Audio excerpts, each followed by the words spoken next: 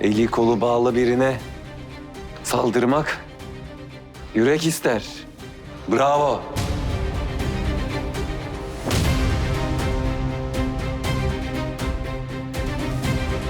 Babamız kafeste. Ağır yaralı. Acı içinde can vermek için bekleyecek desene.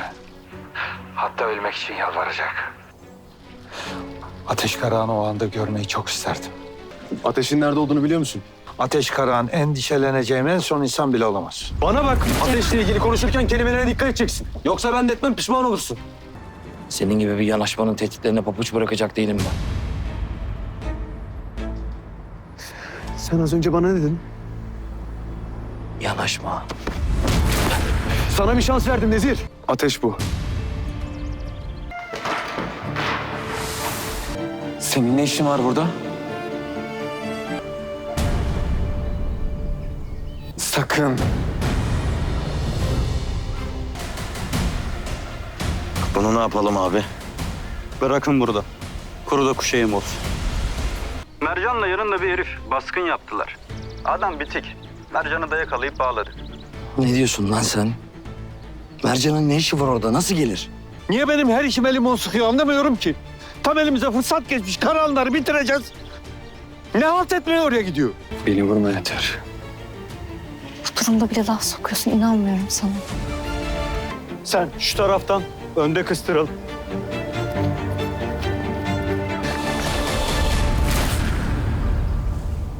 Derdiniz neyse erkek erkeğe çözelim. Bırakın kız gitsin. İkiniz de bittiniz.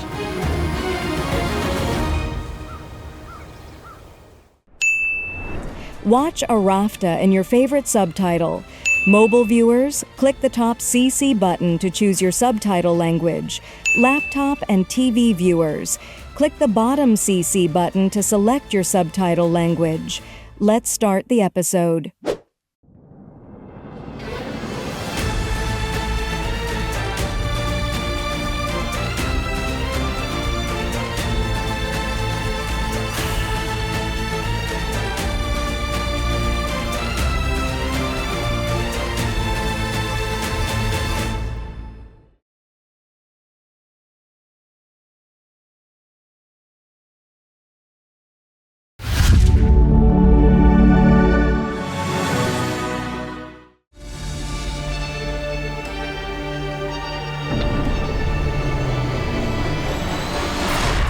Lan!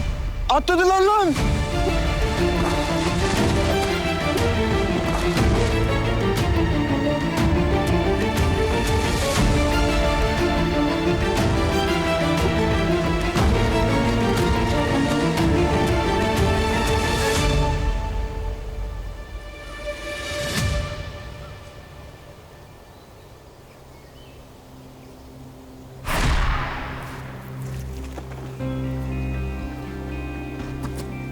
Mercan, iyi misin? İyiyim. Sen iyi misin? İyi. Çok korktum. Korkma, ben yanındayım.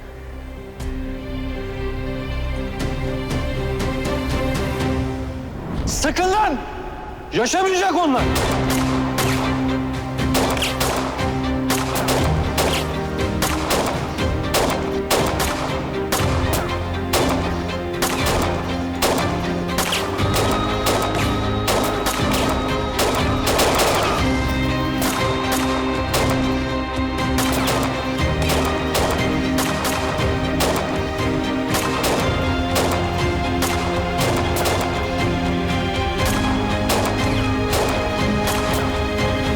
Beni burada bekle. Sakın kımıldama, tamam mı?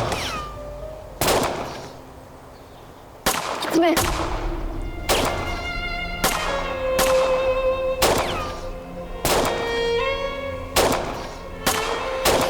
Ya sana bir şey olursa? Merak etme. Hiçbir şey olmayacak. Geri geleceğim, söz veriyorum.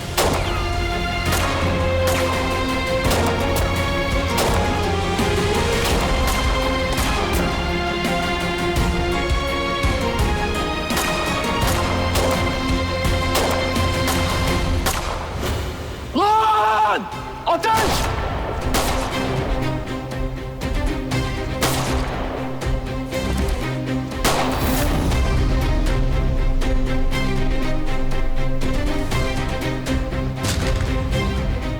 oldu? Mermin mi bitti? Sık lan!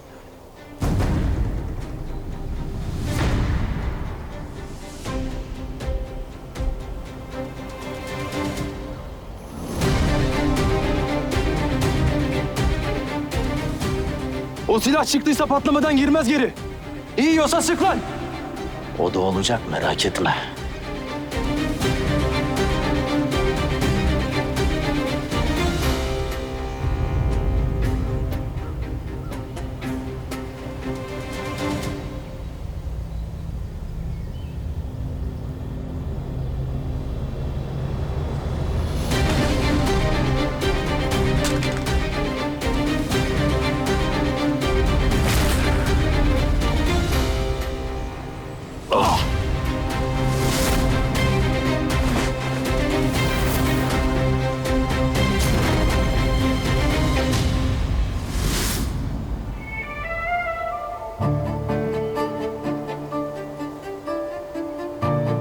İyi misin? Bomba gibiyim kardeş.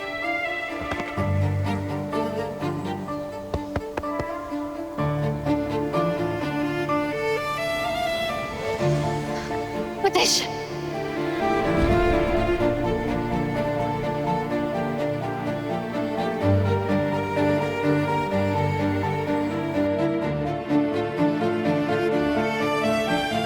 Şükürler olsun iyisin. Şükürler olsun.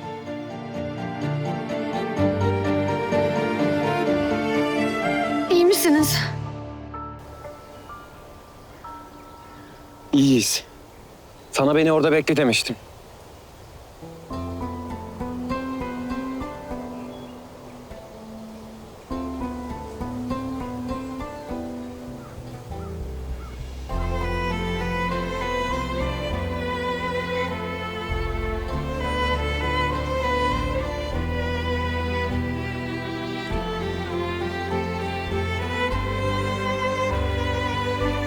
Merak etme, ben buradayım.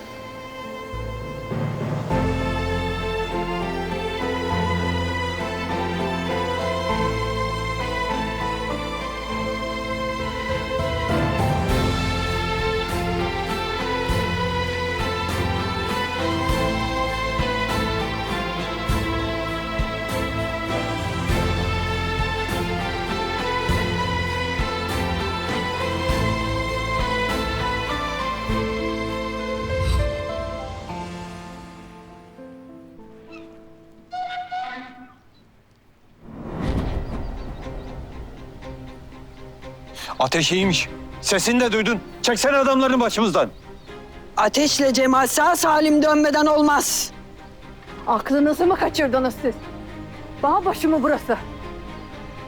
Bu kadar silahlı adamın evimizde ne işi var? Bu iş iyice çığırından çıktı.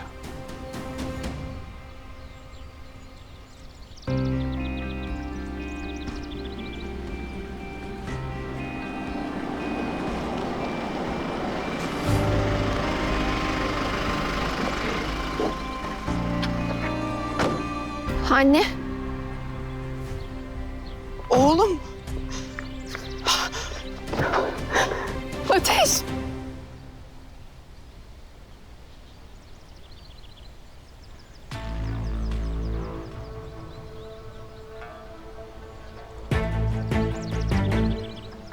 ne oldu sana?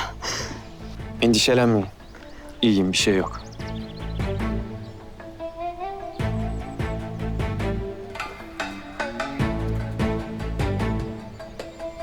Oğlum bu kan filan ne? Bunlar ne? Ne oldu? Bak benden bir şey saklıyorsan. Bir şey yok dedim Müzeyyen anne. İyiyim.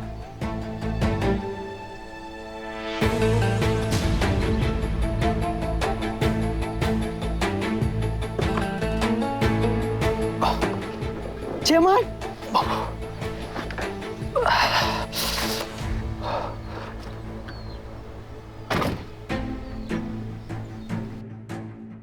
Bir geberemedin. Cemal ne oldu sana? Cemal. İyiyim ana ben. Telaşlanacak bir şey yok. Sen bir de onları görseydin. Cemal.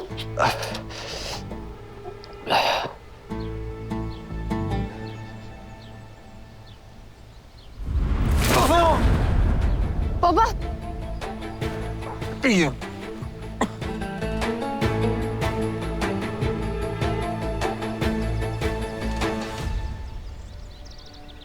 Yeter ama artık.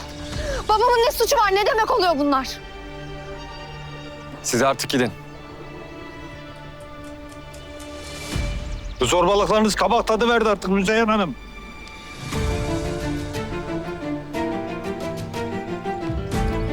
Cemal de Ateş de benim evlatlarım. Saçlarının teline zarar gelsin, hesabını sormak boynumun borcu. İnan bana Haydar, bir gece uykunda soluğunu keserim, neye uğradığını şaşırırsın. Sırası değil Müzeyyen anne şimdi. Olanlarla babamın ne alakası var? Bir daha bana sakın sesini yükseltme. Haddini bil. Sen kime dikleniyorsun? Her pisliğini hatırlan baban çıkıyor. Kim yapar bunu başka? Yangına körükle gitmeye bayılıyorsun değil mi sen de?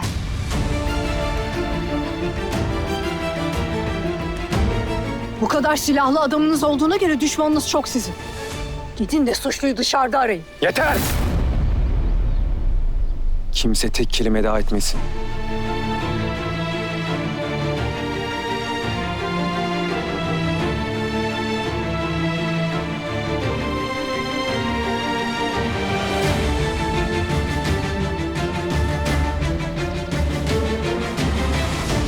Odana çıkar mısın?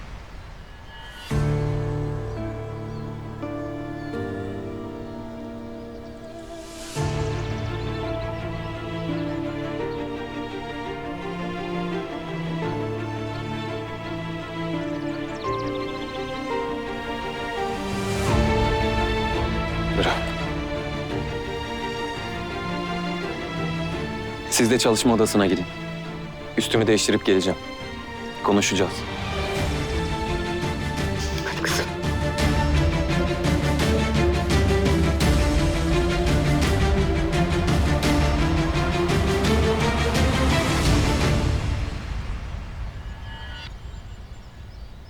Aksiyonumuz bitmiyor vallahi billahi.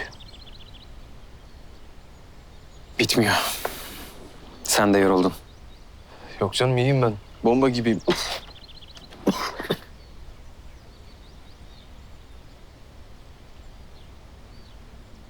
Mercan olmasaydı seni bulamazdım. Başına bir şey gelmiş olma ihtimali aklımın ucundan dahi geçmedi. Mercan sağ olsun ortalığı ayağa kaldırdı.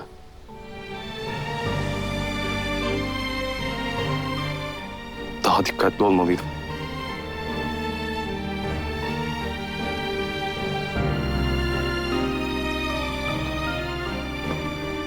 Sakın kendini suçlama.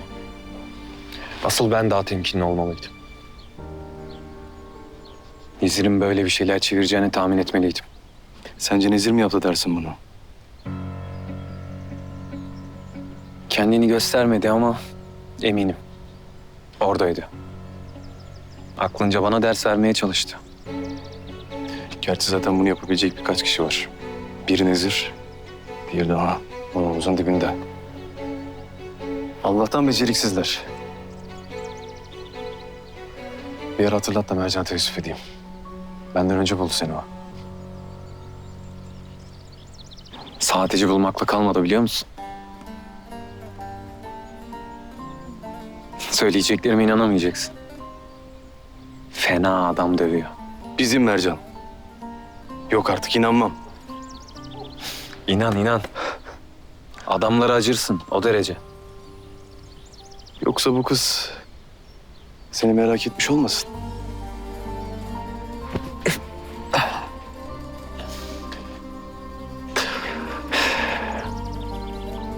Bir şaşırmadım değil biliyor musun?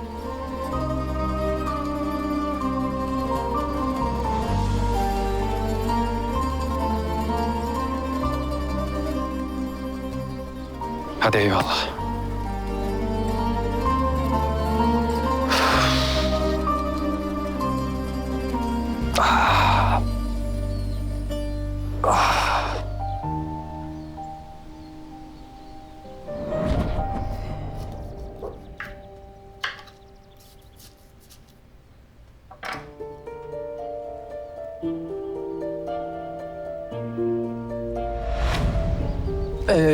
Ben de tam bunu arıyordum. Alışveriş fişleri. Malik Pardon. ben Alo.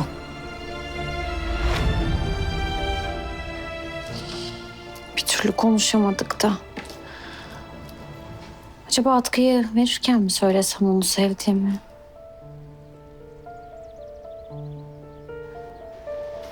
Eyvallah. Kolay gelsin abisi. Ortalık karıştı yine de. Ya iyiler ya çok şükür. Gerisini halleder onlar. İnşallah. İnşallah bu son olur. Şu konağın yüzü gülsün bir artık. Salata mı yapıyorsun? Allah'ıma bin şükür bir zarar görmeden kurtuldular ya. Çiçek, kızım akşam yemeği hazırlıklarına hemen başlayalım. Akşama da şöyle güzel bir sofra kuralım ha. Anneciğim sen yorulma diye şimdiden hazırlamaya başladım bile sebzeleri. Oy benim hamarat düşünceli kızım. Aslında bu akşam size ben yemek yapmak isterim. Aha. Bizim memleketin yemeklerinden. Tabii eğer müsaaden olursa Binnaz teyze. Oy. Sen anlıyor musun yemek yapmaktan? Becerebilecek misin? Tabii. Ben çok güzel yemek yaparım. Ben yapsam zehirlerim kesin de. İyi. İyi madem oğlum, madem istiyorsun yap bakalım. Allah bize de değişiklik olur değil mi çocuklar? Süper. Süper o zaman. Ne yapacaksın? Şey mi böyle mısır yemekleri falan? Evet, falafel, humus. Ne marifetlerim var. Ne yapsın?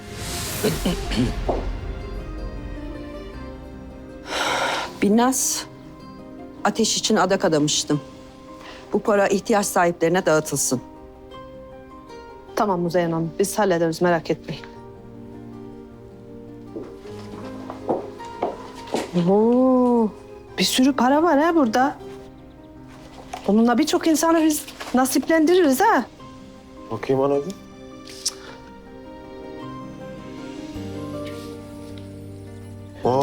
Epey para var anacığım ha. Erzak mı alıp dağıtsak ya? Az koyu ekmek bıraktıralım. Ha? Doğru. Bir sürü fukarayı da doyururuz. Bundan daha iyi ihtiyaç mı olur da? Hem bir sürü aile de faydalanmış olur ha. Doğru. Öyle yapalım ha. Doğru diyorsun anacığım. Sen halledersin anacığım. Öyle yapalım. Sen yemek yapacaksın ha? Ay kardeşim ben.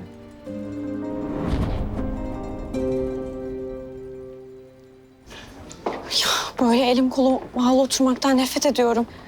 Haber de gelmedi. Bir daha mı arasak?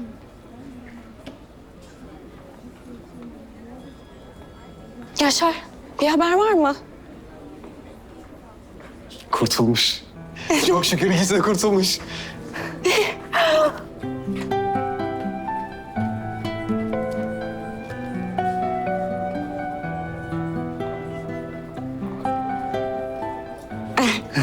Oh, yani nihayet.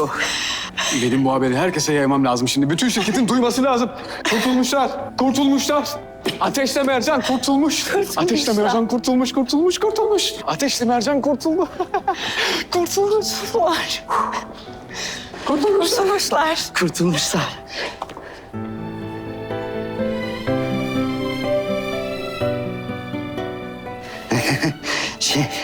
Çok sevindik ya. Ne güzel olmuşlar çok şükür.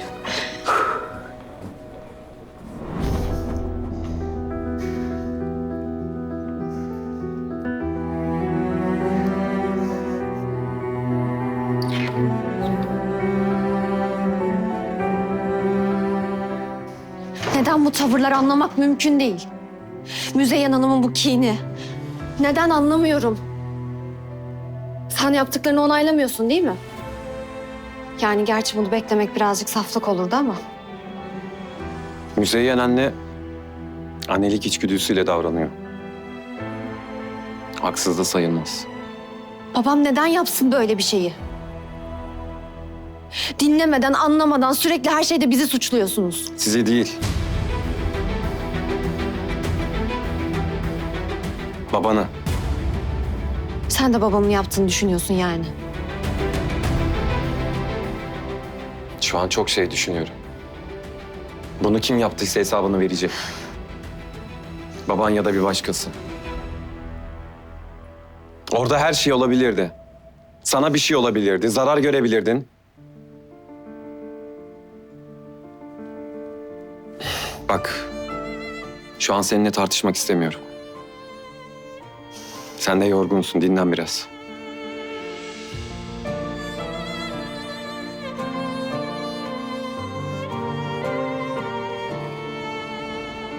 Yaran değil mi? Dur yardım edeyim sana.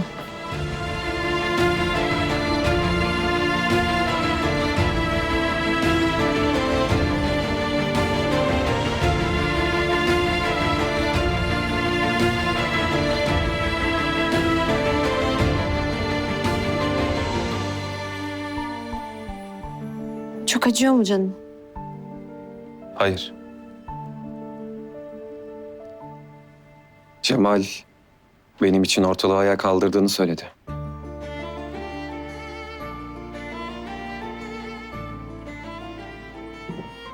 Seni azıcık tanıyan birisi verdiğin sözleri tuttuğunu bilir. Neden vurulduğunu aşağıda söylemedin? Gerek yok. Önemsiz bir şey. Hadi temizleyelim yarayı.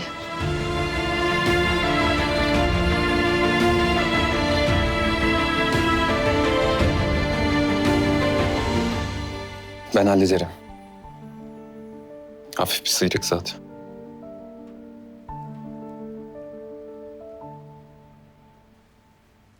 Sen niye dinlenmiyorsun? Yorgunsun. Üstelik yaralısın. İyiyim dedim. Hem bence sen daha fazla yorulmuşsundur. O kadar adam dövmek yorar insanı.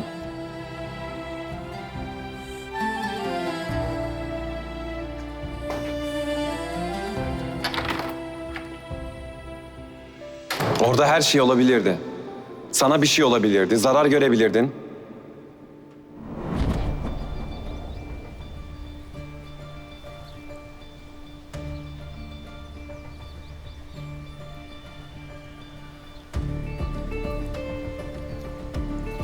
Ne halt etmeye geldin buraya?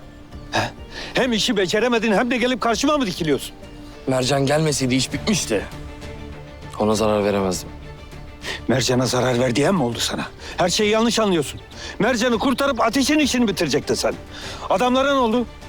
Kaçtılar. Hepsinin hesabını ayrı ayrı keseceğim.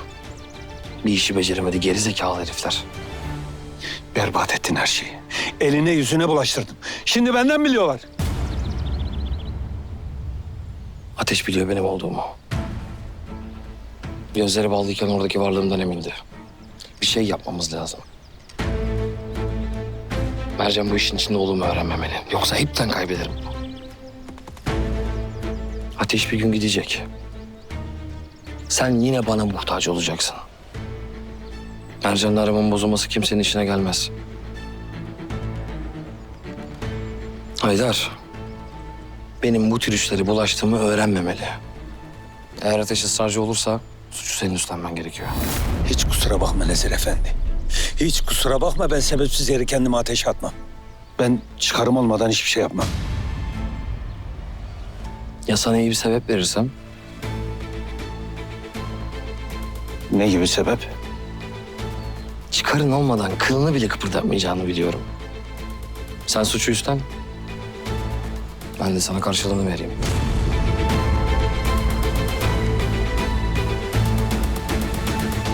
Böyle bir şeye nasıl cüret ederler? İkiniz de az kalsın canınızdan oluyordunuz. Akıllarınca gözdağı verdiler işte. Yanlarına bırakırsak daha kötüsüne cüret ederler. Bizde bu insanlara verecek başka can yok. Bu işin arkasında da Nezir var. Yani beraber mi yaptılar diyorsun?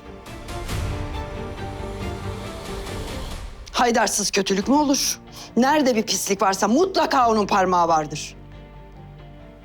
Ve biz bu insanlarla aynı çatı altında yaşıyoruz. Ne zaman ne yapacakları belli değil. Aslı haklı. Yanlarına bırakmak yok. Yoksa daha fazlasına cüret ederler. Yanlarına bırakacak değilim.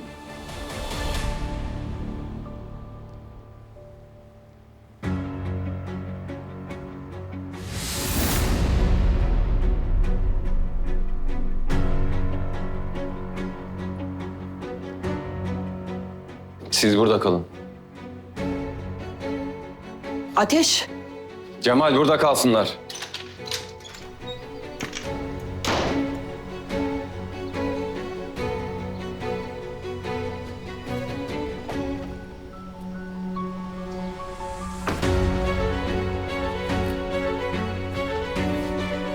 Geçmiş olsun.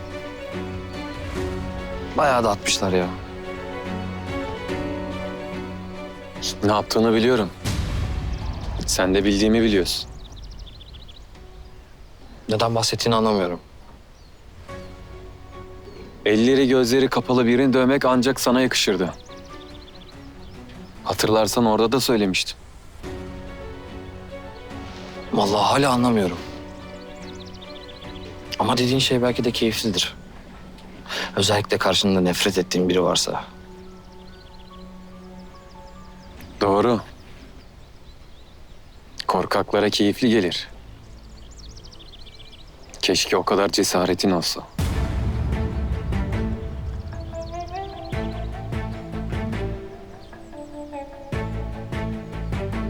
Nezir.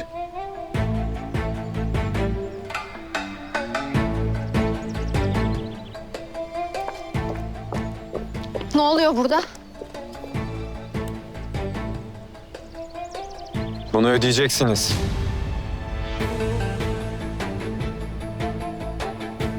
Emin olun ödeyeceksiniz.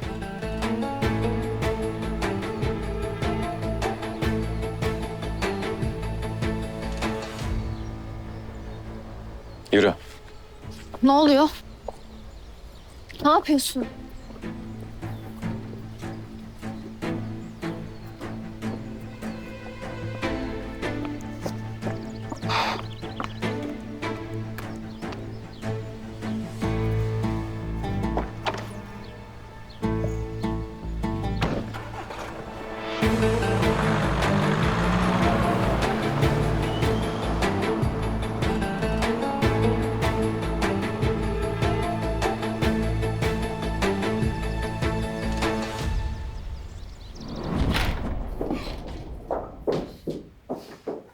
Yok. Gerçekten anlamıyorum ben. Neden tartışıyordunuz? Beni kaçırtan Nezir'di. Önce babam, şimdi de Nezir. Niye suçluyu sürekli burada arıyorsun? Başkası olmadığı ne malum? İş dünyasında insanın birçok düşmanı olabilir. Benim yok. Ama sen her şeyde sürekli onları suçluyorsun. Anlamadan, etmeden. Zaten sinirim tepemde. Bana Nezir'i savunma. Kimseyi savunduğum falan yok sana. Emin olmadan hüküm verme diyorum sadece. Daha ne kadar yaşanacak bu? Daha önce de yaşandı. İçerideydi biliyorum. Nezir de oradaydı. Görmediğini söylemiştin. Görmedim. Görmeme gerek yok. Onun pis kokusunu alırım ben. Eğer şu kadar tanıdıysam, Haydar da işin içindeydi.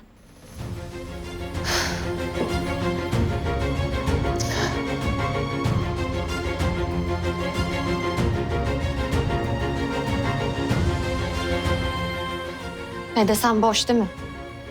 Hiç bitmeyecek bu. Gerçekten çok yoruldum artık. Bak. Seninle tartışmak istemiyorum.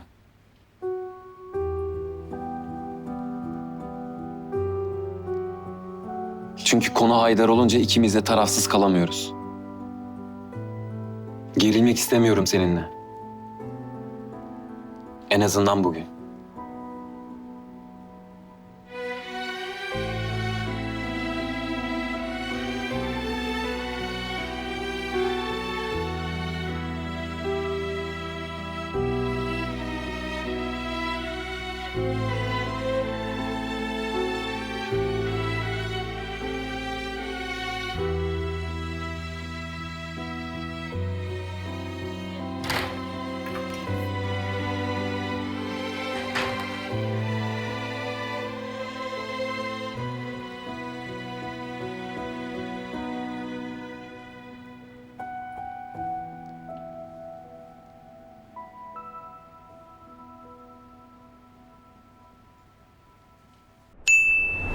Watch a Rafta in your favorite subtitle.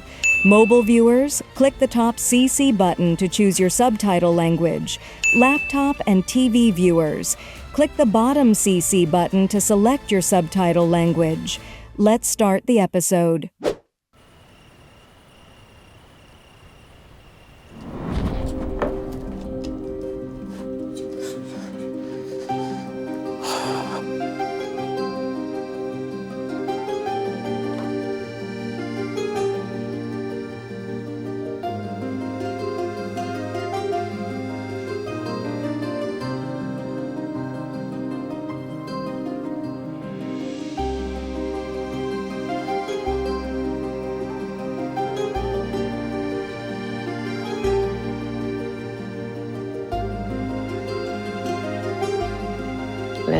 Karnımız. Acıktım da ben ha. Yeriz oğlum bir şeyler şimdi. İlla var yemek. Oo. Hoş geldiniz. Vay vay vay. Malik. Oğlum neler yapmışsın? Niye hiç söylemedin yemek yapabildiğini? Yani çok güzel gözüküyor.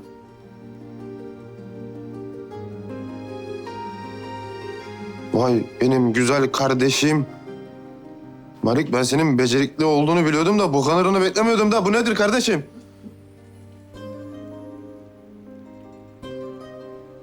Yaptım işte bir şeyler. Bir şeyler. Hadi buyurun o zaman. Soğutmayın. Şimdi anlatayım ben. Şimdi bu mülühiye çorbası. Bizim en meşhur çorbalarımızdandır. Yeşil sebzelerden yapılır. Ben biraz da tavuk suyu ekledim. Şimdi bu da humus. Nohuttan yapılıyor. Ben biraz da maydanozla süsledim onu. Bu da falafel. Bizim milli yemeğimiz. Tabii bazı ülkelerde Lübnan gibi bunu nohuttan yapıyorlar ama bizde bakladan yapılır. Ve bu kuşari. Kuşari. Evet. Nohutlu, domates sosu ve bol kızarmış soğandan yapılır. Tatlı olarak da tabii şey yaptım, besbus yaptım. İrmik ve şerbetten yapılıyor.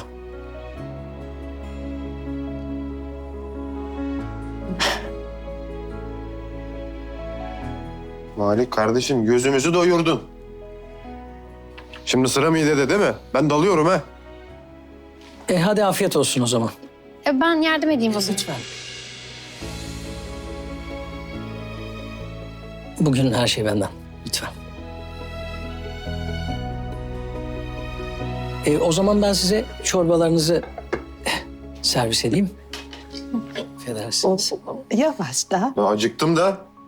Adam yapmış o kadar. Ama çok güzel koktu ha. Güzel kokuyor. Uy bayağı yeşil bu.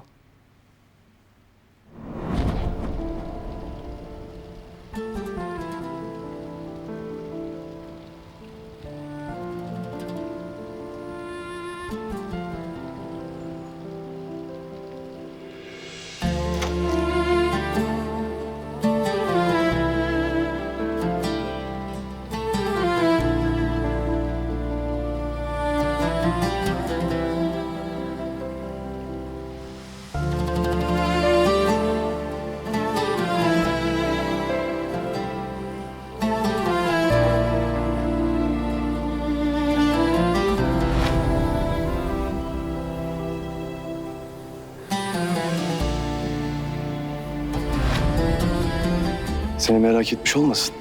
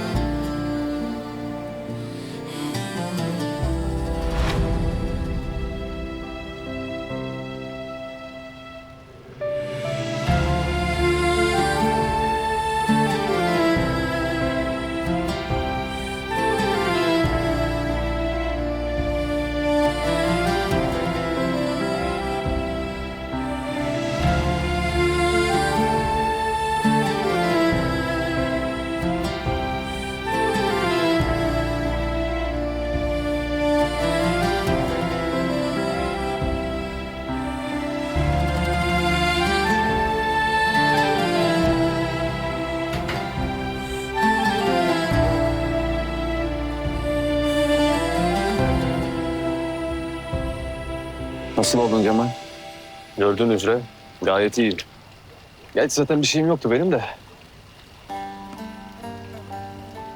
Yalnız Mercan beni bayağı şaşırttı. Cesur davranmış. Sorma. Depoda öyle görünce beni de şaşırttı. Öyle herkese kafa tutunca Tam Ateş Karahan'a yakışır bir iş. Bay ve Bayan Karahan. Yılın çifti. Ya tamam bakma öyle. Ya bu kız senin işin değil mi? Ondan diyorum.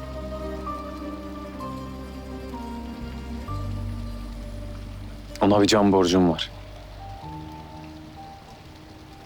Boşlu kalmayı sevmem biliyorsun. Bu aralar çok da yıprandı. Ona biraz moral olsun diye bir şeyler yapmam lazım. Ama ne?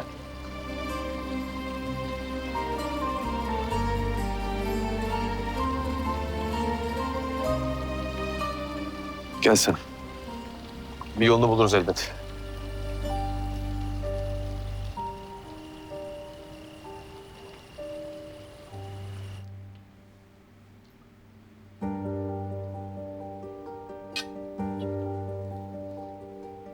Beğendiniz mi? Ulan kardeşim beğenmek ne kelime ya? Horon tepeceğim diyorum da.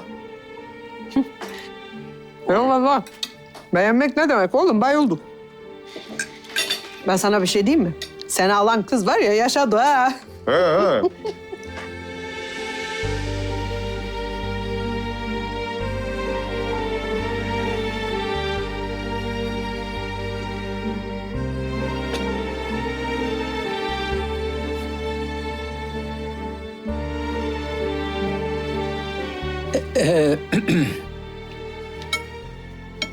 Hiç bilmediğim bir şehirde, bilmediğim bir ülkede sizin sayenizde hiç yabancılık çekmedim. Sanki ailemle berabermişim gibi kendimi hep güvende ve iyi hissettim.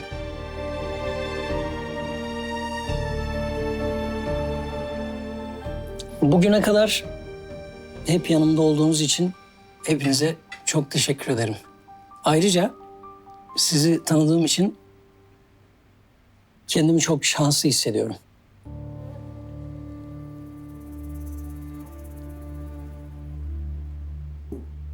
Oğlum sen hayırdır? Ya veda eder gibi konuşarsın. Bir yere mi gideceksin? He. Ne oldu kardeşim? Bilmediğimiz bir şeyler mi vardı? Ha yok Gülnaz teyze. Bir şey yok. Ben sadece hissettiklerimi dile getirmek istedim.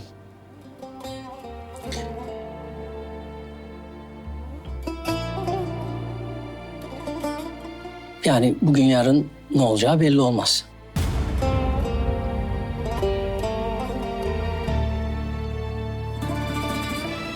Öyle. Öyle tabii hayat.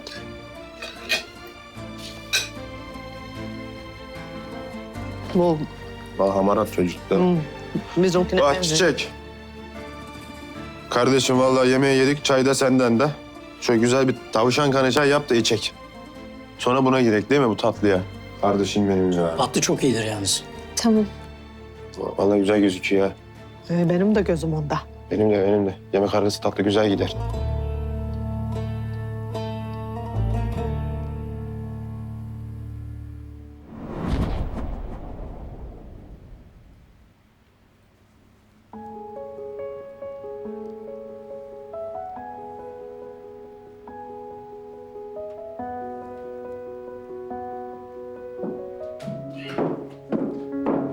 Cemal, neden haber vermiyorsun? Kimseyi rahatsız etmek istemedim. Saçmalama, ne rahatsızlığı.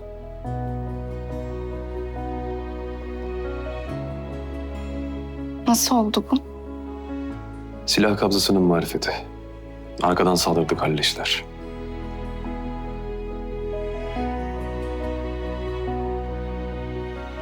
Zahmet etmeseydin ben hallediyordum zaten. Ne zahmet. Dön hadi.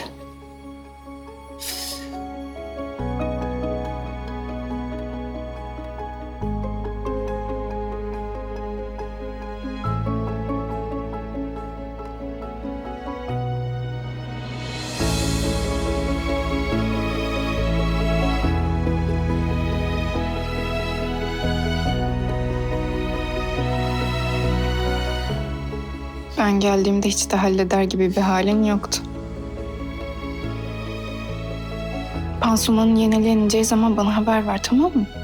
Kendi başına yapmak zorunda değilsin. Sonuçta başının arkasında gözlerin yok Cemal. İkinizin de sağ salim dönmesine çok sevindim. Eğer sen zamanında yetişemeseydin, Ateş belki de şu an yanımızda olmayacaktı. Düşüncesi bile çok korkunç. Aklımı kaçırırdım herhalde. Merak etme. Ateşe bir şey olmasına izin vermem.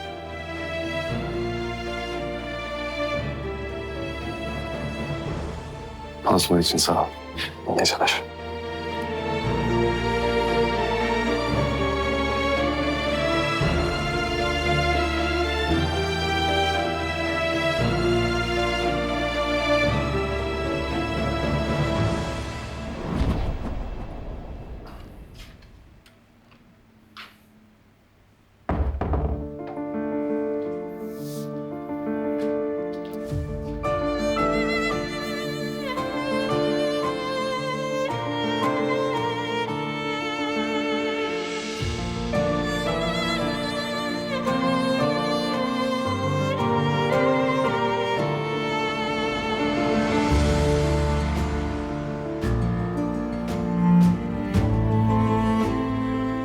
Yalnız Mercan beni bayağı şaşırttı. Cesur davranmış.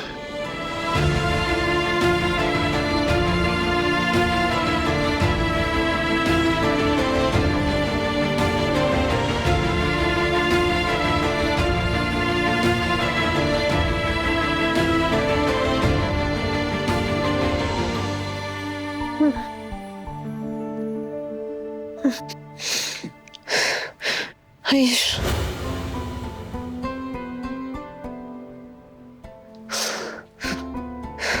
Hayır.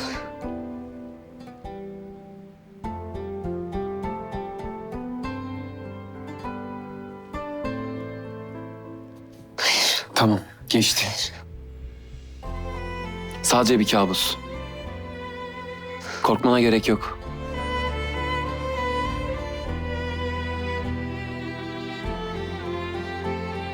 Duyuyor musun beni?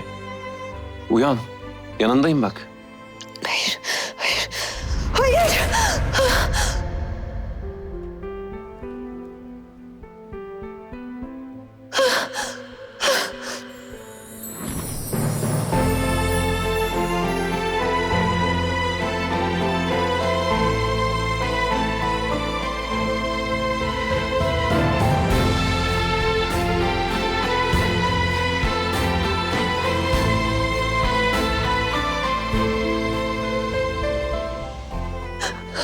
Uçurumdan atlıyorduk.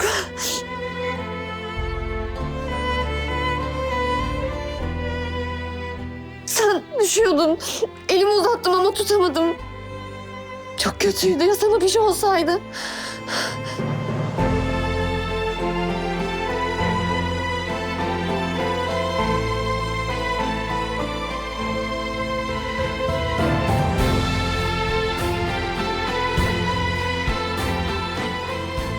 Olsaydı üzülür müydün?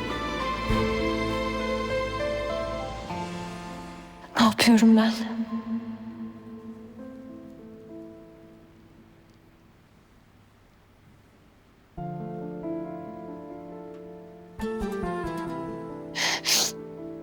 Özür dilerim. Kabus işte. O kadar masum ki. Bakma bana öyle. Bakma ki kaybolmayayım gözlerinde. Özür dileyecek bir şey yok.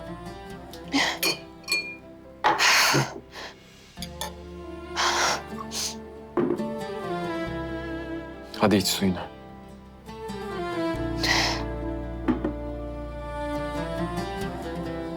Geçti artık. Buradayım. Yaran nasıl oldu? Ağrın var mı? Yok. Hadi uyumaya çalış.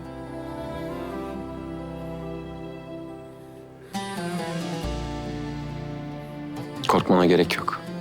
Buradayım ben. Korkmuyorum.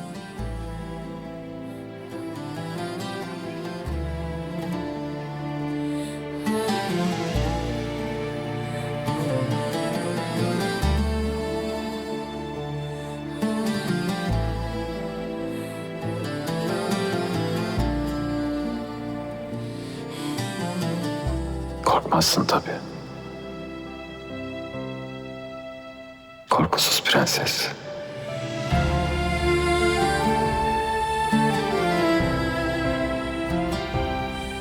Hırçın peri.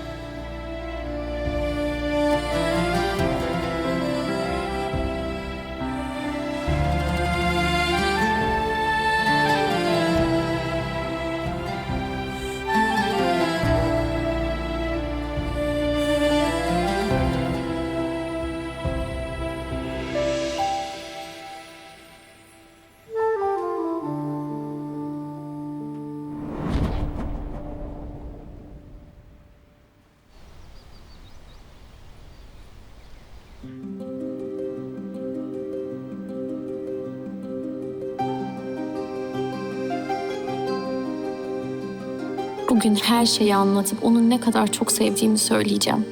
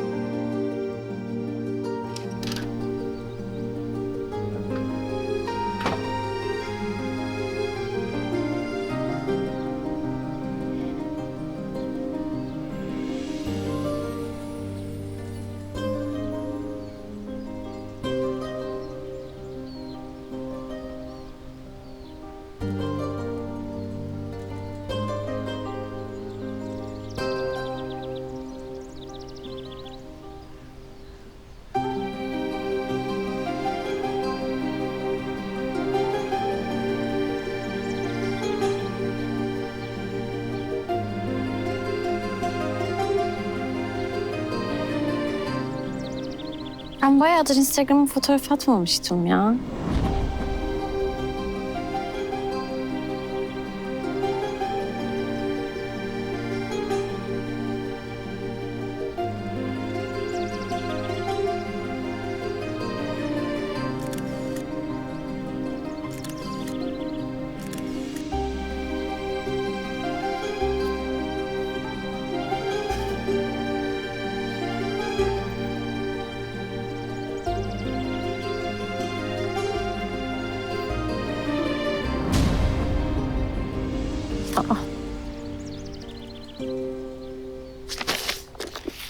Malik yazmış.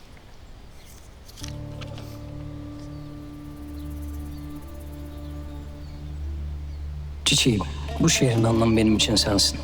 Kalbimi sana açtığım günden beri buralar benim evim oldu. Ama sen beni kalbinden kovarak evimden de kovmuş oldun. Sana bir adım kadar yakın ama aynı zamanda kilometrelerce uzağım. Yüzüne doya doya bakamamak, birlikte vakit geçirememek, sevgime karşılık alamamak canımı o kadar çok acıtıyor ki. En iyisi buralardan gitmek. Gitmekten başka çarem yok.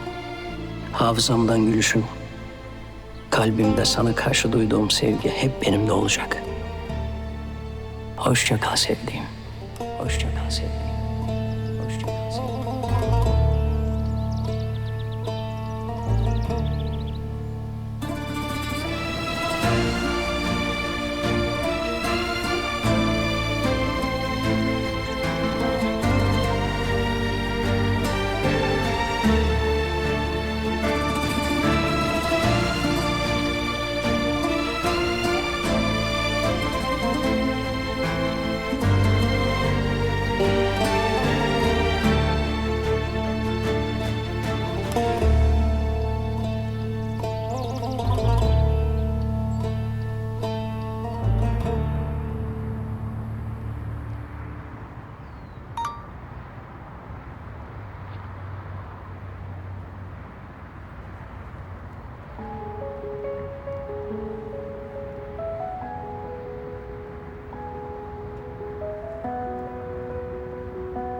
Kolyeyi takmış.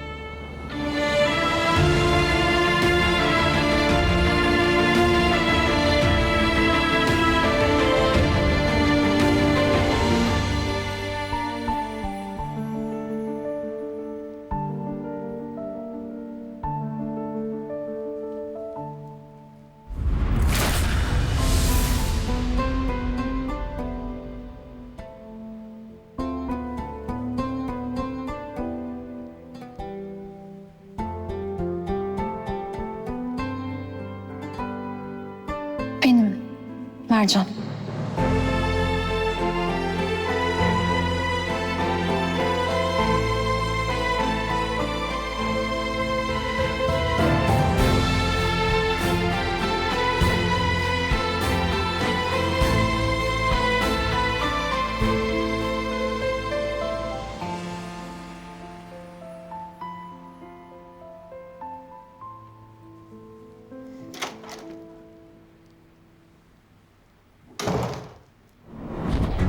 Sana daha önce de söyledim. Çıkarım olmadan kabul etmem. Ateş senin yaptığına eminken ben neden suç üstleneyim ki? İstesem sana 5 kuruş vermem. Ama iyi niyetli davranıyorum.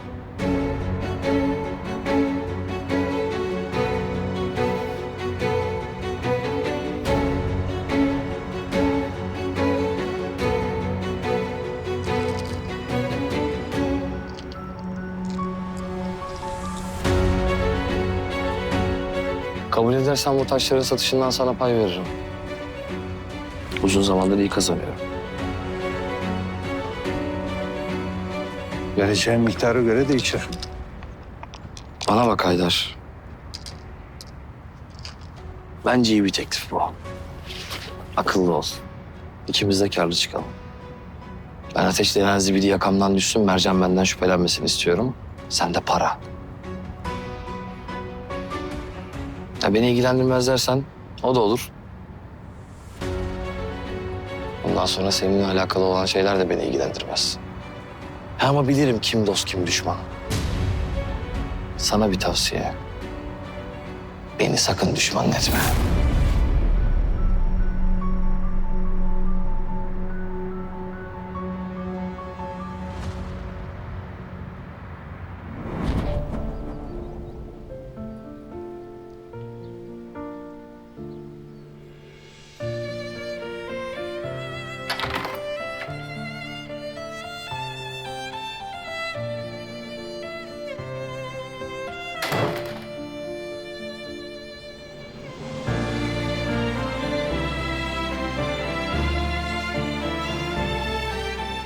Dün seni uyandırdım, kusura bakma. Yaşadıklarından sonra normal.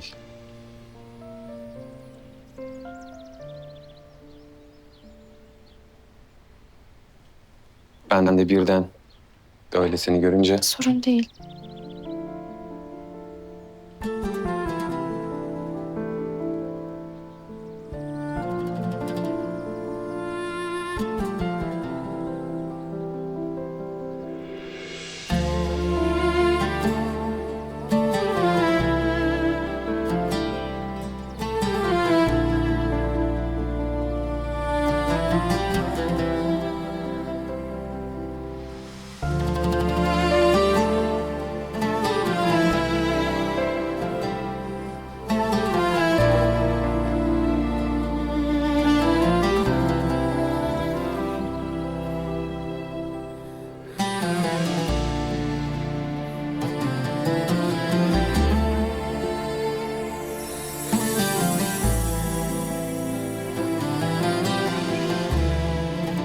Doktora mı gitsen acaba?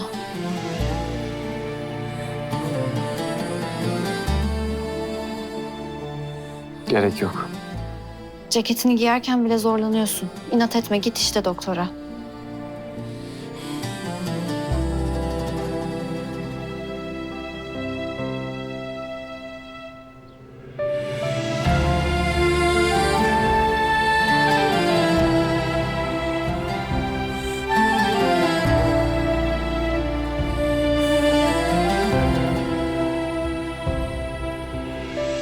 Bu şekilde yaşamak çok yorucu değil mi? O ne demek? Sürekli bir kaos, sürekli bir gerginlik var etrafımızda.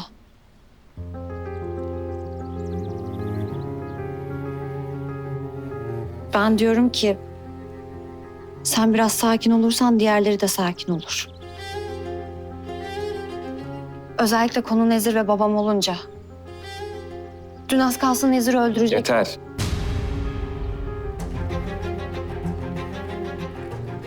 Nezir de babanla masum değiller. Herkes yaptığının karşılığını alacak. Zamanı gelince ikisi de yaptığının hesabını ödeyecekler. Ben de tam bundan bahsediyorum işte. Nereye kadar? Nereye giderse o kadar. Başka yolu yok.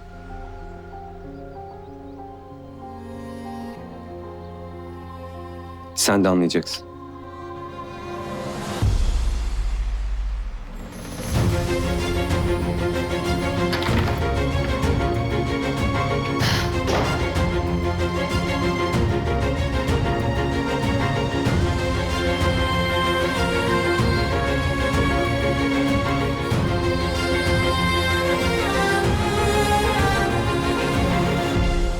Emin misin?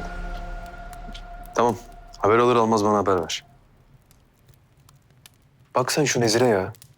Bizden habersiz neler karıştırıyormuş bu herif. Bizim hiç bilmediğimiz bir işi daha varmış.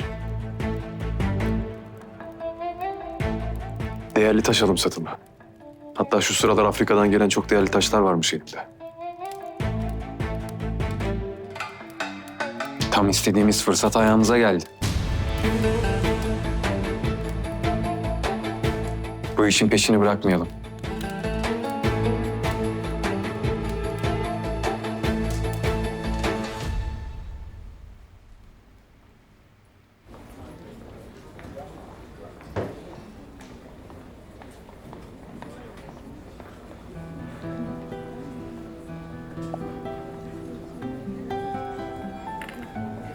Demet Hanım, Mercan Hanım'la Ateş Bey bugün gelecek mi? Yani bilmiyorum ama ben bir ara Mercan'ı görmeye gideceğim. Siz Mercan Hanım'la çok uzun zamandır arkadaşsınız değil mi? Çok, yani hem de çok uzun süredir. İyi bir insan ya. Mercan Hanım'ı çok seviyorum. Şirket çalışanları da çok seviyor. Severler. Hem Mercan için herkes eşittir. Bugüne kadar kimseyi incittiğini, kırdığını görmedim. Ya bir şey soracağım da. Mercan Hanım'ın vefat eden bir kardeşi vardı. Bir kardeşi daha var mı? Bir de Ateş Bey'le ne kadar zamandır evli? Sen neden Mercan'la bu kadar ilgileniyorsun? Neredeyse kötüğünü soracaksın. Yok yani ilgilenmiyorum öyle de yani iyi bir karı kocalar ya sürekli başlarına bir olay geliyor o yüzden sordum. Yani Mercan iyidir. Ama o Ateş'i bilemiyorum. Çay içer misiniz? Olur. Tamam.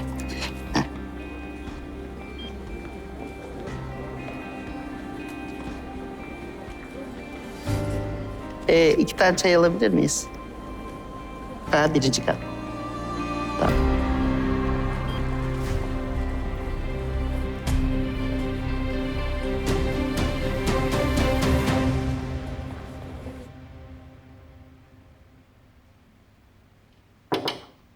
Gel.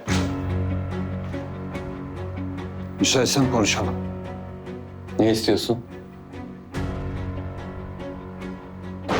Konuşmak. Ben istemiyorum. Dışarı. Bu tavrın hiç hoşuma gitmiyor. Senin de ailenin de çıkardığı gerginlik artık canıma yetti. Konakta çalışanlar var. Sağda solda konuşurlarsa rezil oluruz.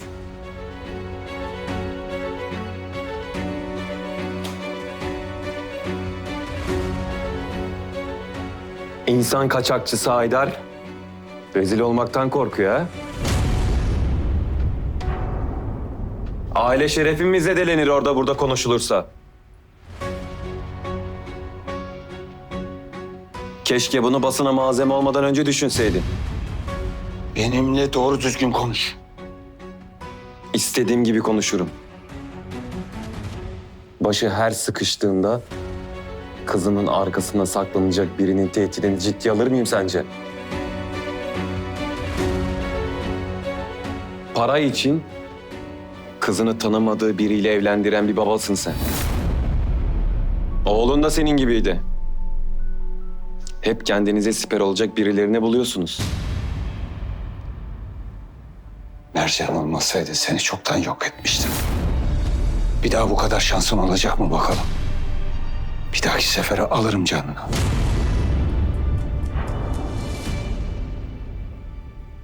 Yaptığını kabul ediyorsun yani. Nezir'le senin yaptığını biliyordum. Akıllı ol. İkimiz de karlı çıkalım. Nezir aptal işe yaramazın teki. Korkak! Her şeyi ben yaptım, ben planladım. Eğer Mercan yetişmeseydi o Müzeyyen denen kadın şimdi senin duanı okumuştu.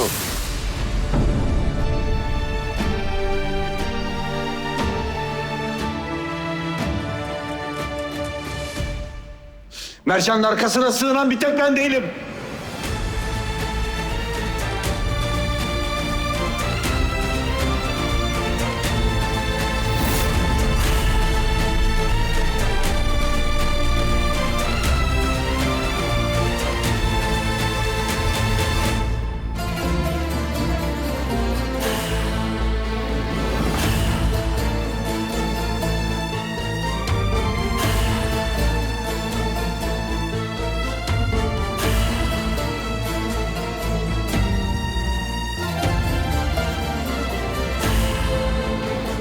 Yeni bölümleri bekleyemiyor musunuz? Katıl butonuna tıklayarak üyemiz olun. Bölümleri istediğiniz altyazı seçeneğiyle herkesten önce izleyin. Hadi, ne bekliyorsunuz?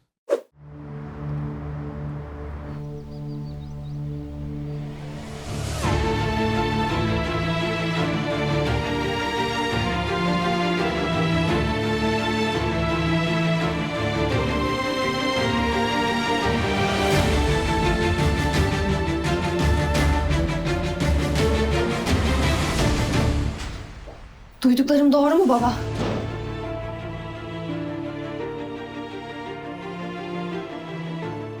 Sana bir soru sordum, cevap ver.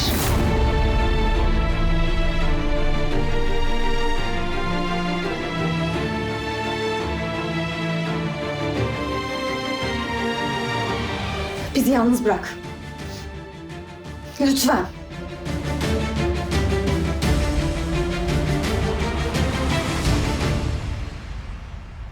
Bunun bedelini ödeyeceksin. Bütün söyleyeceklerim buysa hatırlatırım.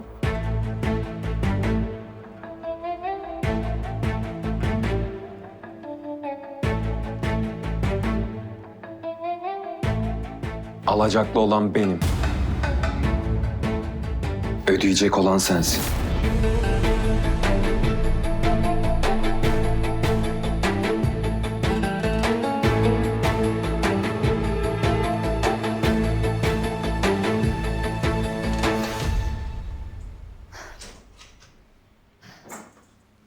Şimdi söyle bana.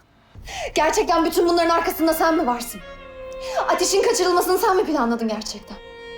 Evet, ben yaptım kızım. Ateşe bir ders vermek istedim.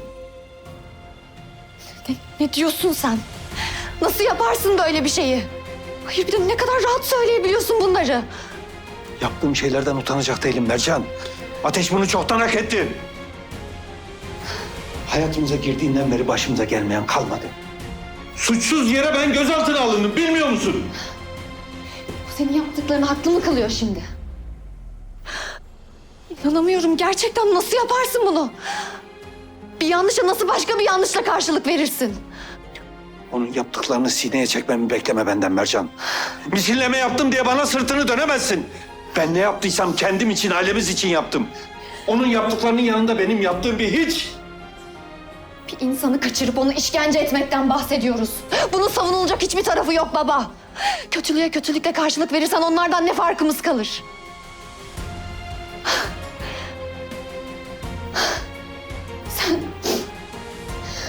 Sen böyle bir adam değildin. Ne ara böyle birine dönüştün? Kızım. Yavrum. Sen Haydar Yıldırım'ın kızısın, benim kızımsın, benim. Ateş Karahan'ın bize neler yaşattığının en büyük şahidisin. Hatta mağdurusun. Abini düşün kızım. Murat. Murat o kansız yüzünden can vermedi mi? Ya ben? O adamlar bize silah sıktılar. Onu da beni de öldürecektiler. Hayır kızım. Hayır, amaçları korkutmak da öldürmek değildi. İsteselerdi bunu yaparlardı zaten. Ama onların da hesabı görüldü, merak etme. Ama o adamın peşinden gideceğin kimin aklına gelirdi kızım? Benim gelmedi. Ama fark ettiğimde de... Ben artık seni tanıyamıyorum. Sanki bambaşka bir insan var karşımda. Sana olan bütün inancımı yerle bir ettin. Enkaza çevirdin. Ben artık kime güveneceğimi bilmiyorum.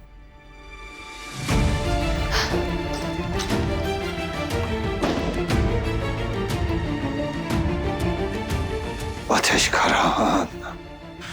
Ateş Karahan. Bu sefer de yırttın.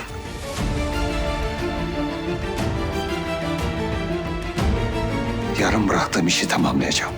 Senden ebediyen kurtulacağım.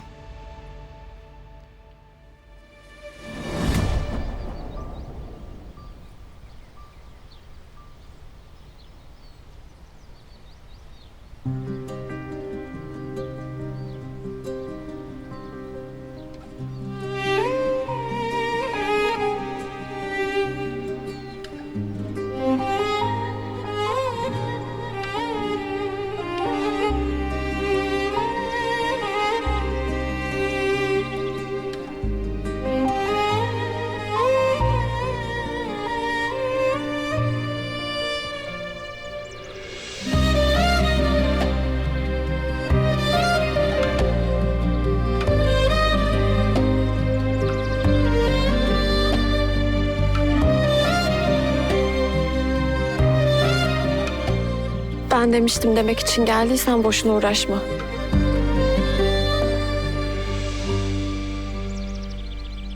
Tartışmayacağım seninle. Zaten gücüm de yok şu an. Evet, tamam sen haklıydın işte kabul ediyorum. Bunun için gelmedim. Bu fırsatı kaçırmazsın sanıyordum. Bunu bir fırsat olarak görmüyorum. Neden geldin o zaman? Seni merak ettim. İyi değilim. Hiç iyi değilim.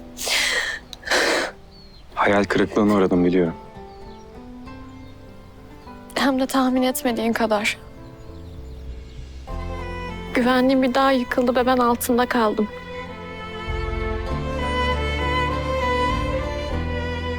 Şimdi nasıl düzelirim bilmiyorum.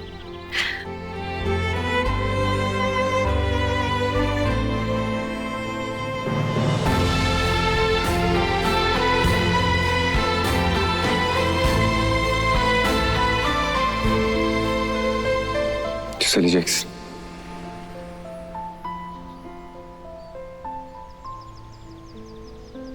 Niye öyle bakıyorsun? Ben bağırıp çağırıp haklılığını başıma kakarsın diye düşünüyordum. Ne yapacaksın peki? Hangi konuda? Babamla ilgili. Seni birazcık tanıdıysam yaptıklarını karşılıksız bırakmazsın.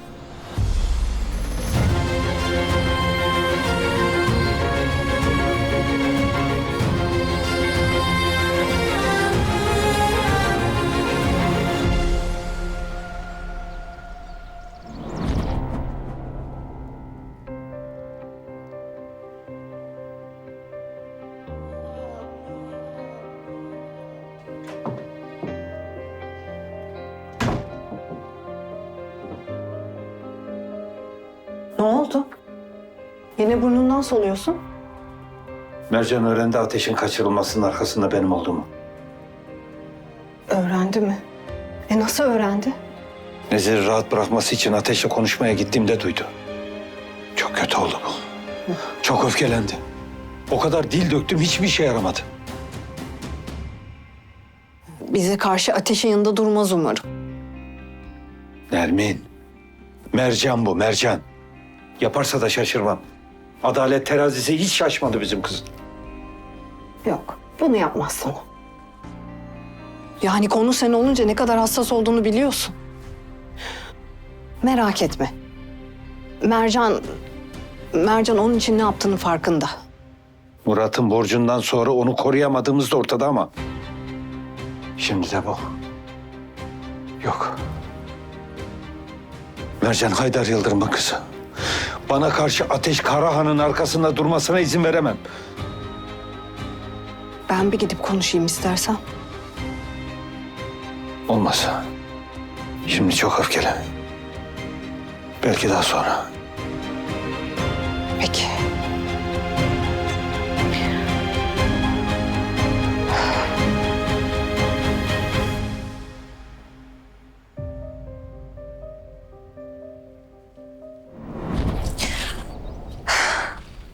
Bu hayal kırıklığıyla nasıl baş edeceğim ben?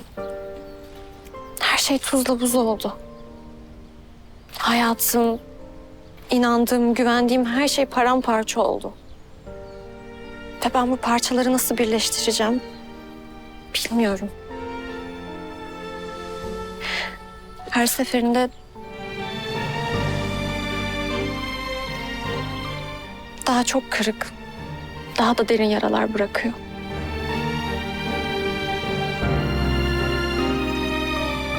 Bir yolunu bulacaksın. Bulmak zorundasın.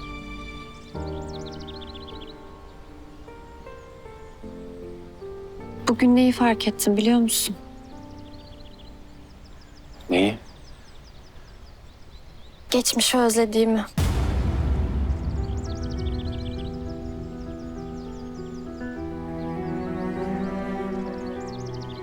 Çocukluğumdaki o masumiyetimi. Babama sığınır ondan güç alırdım hep. Dünyaları yakar derdim benim için. Yakardı da. Bana karşı hep sevgi doluydu babam.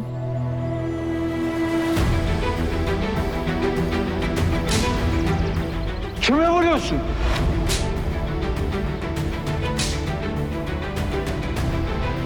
He? Bir daha yapmayacaksın demedim mi? Murat'a yaklaşmayacaksın demedim mi? Yüzüm gülsün diye her şeyi yapardı.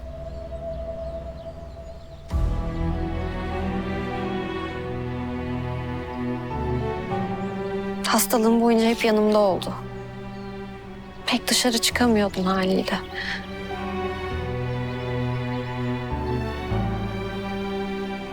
O da dışarıdaki koskoca dünyayı eve sığdırırdı. Bilsen nasıl vicdansız bir adam olduğunu. Hatta bir keresinde sinemaya gidemediğimden sevdiğim filmi eve bile getirmişti.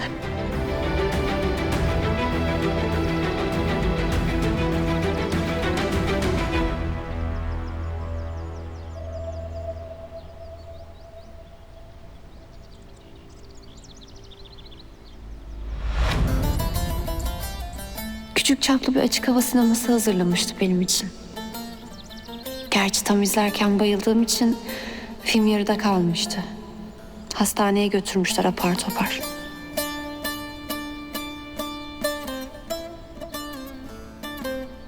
Görebiliyor musun? Evet ama sen izleyemiyorsun. Olsun. Ben sonra izlerim.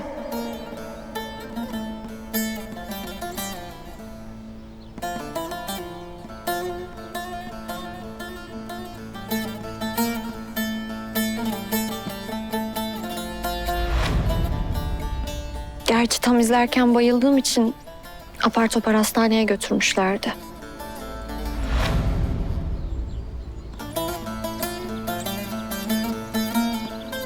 Mercan. Mercan. Mercan aç gözlerini. Mercan aç gözlerini. Uyanmıyor. Hastaneye götürelim hemen. Ne oldu Mercan'a? Kapatın şu filmi. Bayıldı.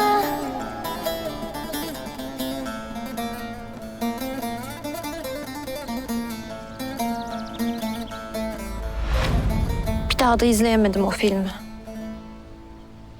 Şimdi ise bugünden bakınca ne güzel günlermiş diyorum.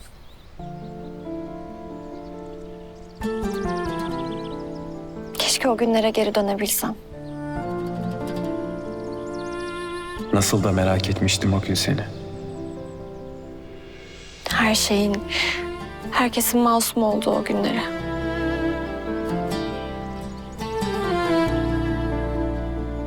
Ya da öyle göründü.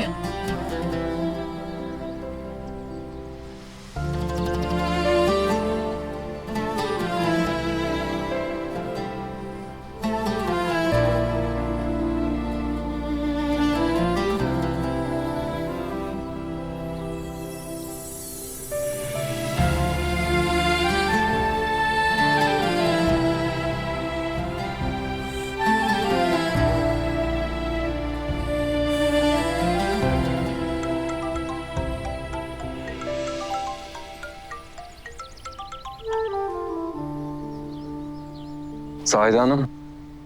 Ateş Bey merhabalar. Saat 3'teki toplantınızı hatırlatmak için aramıştım sizi. Mimarlar ve mühendisler projeyle alakalı briefing verecekler size. Tamam. Orada olacağım. Tamamdır Ateş Bey, görüşmek üzere. Şirkete gidiyorum. Yaralı halinde mi? Daha dinlenemedin bile. Şirkete gidemezsin, olmaz.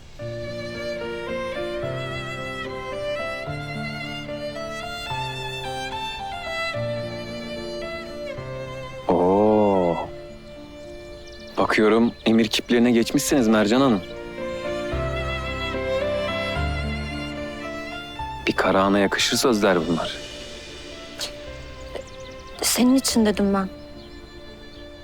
Gideceğim. Ciddi bir şeyim yok zaten. O zaman ben de geliyorum. Birinin sana göz kulak olması gerek. İtiraz yok. Nokta. Bakıcıya ihtiyacım yok. Evet var. Hem şirkete gitmek bana da iyi gelir. Çalışırım, kafam dağılır biraz. Hadi o zaman. Yürü gidiyoruz. Düş önüme.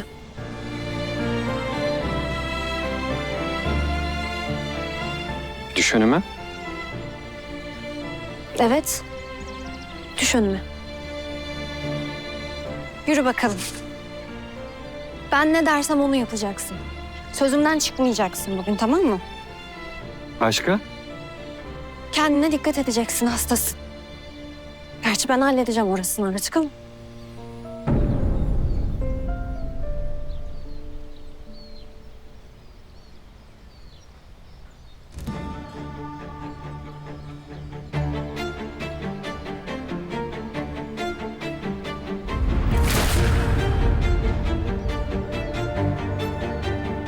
Ateşi benden almana izin vermeyeceğim.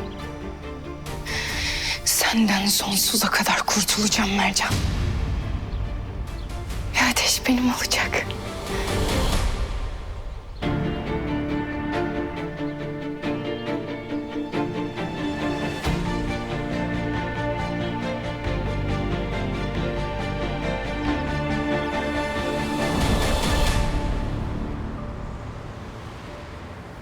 Demet Hanım, şimdi size mükemmel bir kahve yapacağım. Allah Allah. Evet. Hadi bakalım.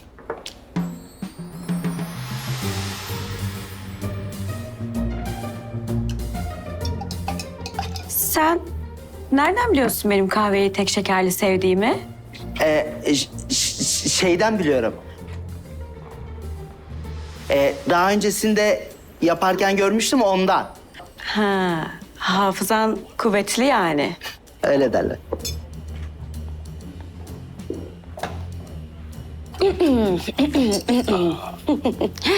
Evet Burak Bey, bakıyorum molanız bitmiş. Dosyalarda sizi bekler. Ateş Bey de zaten birazdan gelecek. Hadi bakalım. Zahide Hanım, Burak'ı sık boğaz etmeyin lütfen. Bırakın nefes alsın çocuk biraz. Hatta siz de biraz soluklansanız çok iyi olacak. Bak çok çalışıyorsunuz. Çok çalışırsanız erken yaşlanırsınız ona göre. Yaşar Beyciğim, bu kadar aylağın olduğu bir yerde illaki birilerinin de çalışması gerekiyor. Ha ayrıca ister erken ister geç yaşlanırım. Bu sizi hiç alakadar etmez. Bu benim sorunum. Yani ben çok fazla böyle bakımla falan uğraşmayın diye söylemiştim, yoksa bana ne canım yani. Sabır. Ayrıca siz sürekli beni takip edeceğinizi acaba kendi işinizde mi uğraşsanız acaba diyorum ha? Yani vaktinizi boş harcamayın. Sizin için söylüyorum. Kahveniz de oldu. Demet Hanım buyurun kahvenizi alalım. Biz işimizin başına dönelim. Buyurun. Ben de gidiyordum zaten. Nasıl ya? Ben sürekli sizi mi takip ediyorum? Evet, görmedim sanma. Gözün sürekli üstümde. Fark ediyorum. Allah Allah. Niye böyle söyledik şimdi? Ediyor muyum? Yok.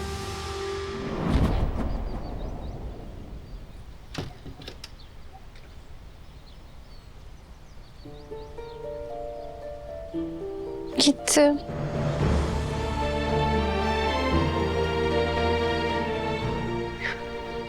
Her şey bitti. Ben de bittim.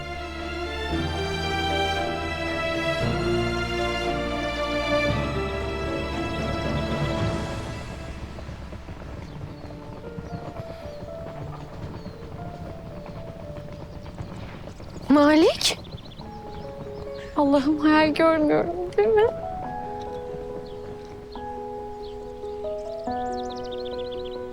Malik! Çiçek?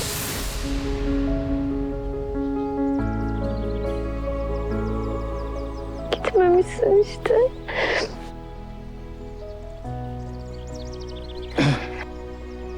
Gittin sanıyordum. Ben de kolye attın sanıyordum. Nasıl böyle düşünürsün? Bu kolye o kadar değerli ki benim için. Sen gittin diye çok üzüldüm.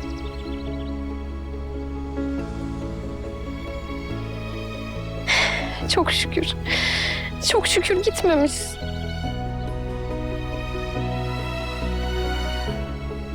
Malik.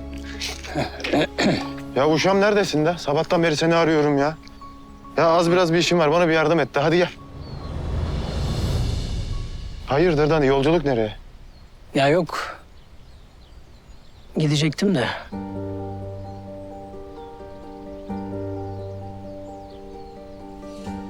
Vazgeçtim. Ha. Ha, iyi bari o zaman. Ya şu işleri bir halledelim de. Sen oturur keyif yaparız ya. Vallahi bak söz veriyorum sana ellerimle çay yapacağım da. Hadi gel. Tamam sen git. Ben valizi bırakıp geleyim. İyi hadi bekliyorum. Tamam.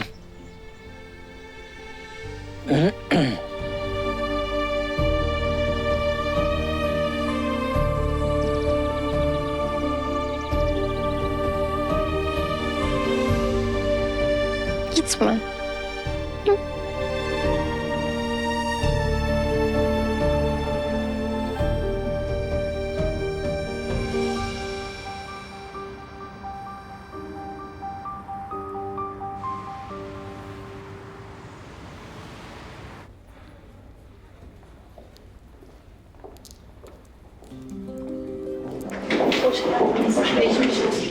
Teşekkürler, sağ olun. Hoş geldiniz Mercan Hanım. Çok geçmiş olsun. Sağ ol Yaşar. Çok geçmiş olsun Ateş Bey. Çok korkuttunuz bizi ama sağ salim buradasınız. Sağ ol. Çok geçmiş olsun. İyisiniz değil mi? İyi sağ ol. Çok şükür ikiniz de çok iyi gözüküyorsunuz. Sağ ol. Sizi yine aramızda görmek çok güzel Mercan Hanım. Canım arkadaşım. Çok korktum sana bir şey olacak diye. Sağ salim karşındayım işte.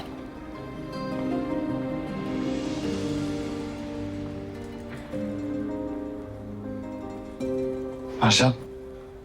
Seni böyle iyi gördüm ya.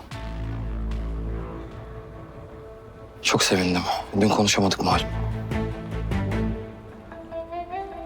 Ama gördüm ya seni.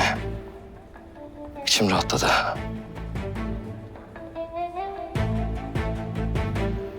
Senin için çok endişelendim. Kim bilir neler yaşadın, ne kadar korktun.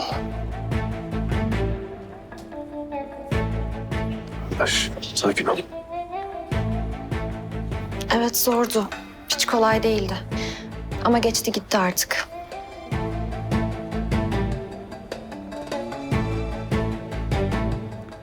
İyi bir ikiliydik. Ve birlikte kurtulduk.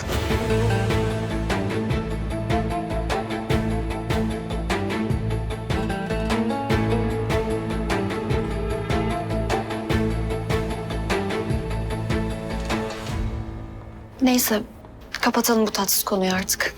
Tamam, haklısın. Niyetim senin canını sıkmak değildi. Tek istediğim sana bunu yaşatanın daha beterini yaşaması.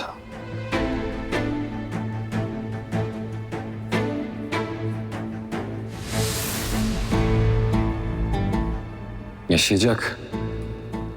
Sen merak etme.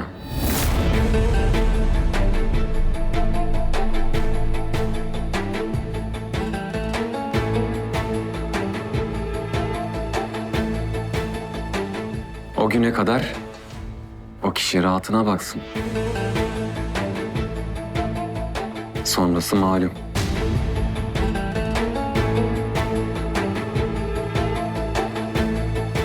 Ben odama geçeyim. Toplantıya da az kaldı.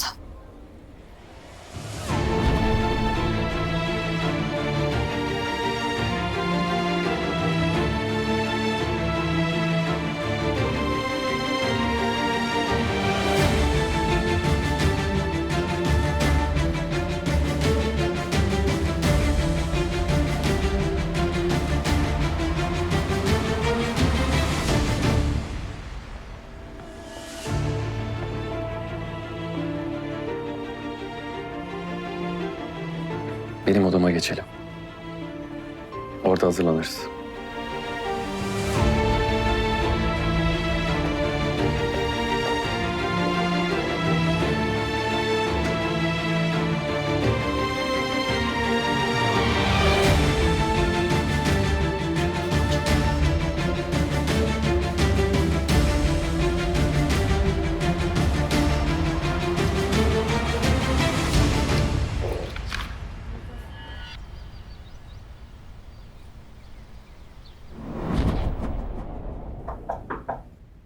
Gel.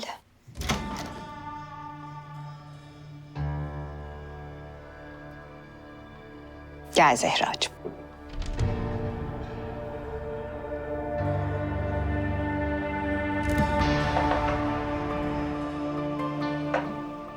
Afiyet olsun Nermin Hanım.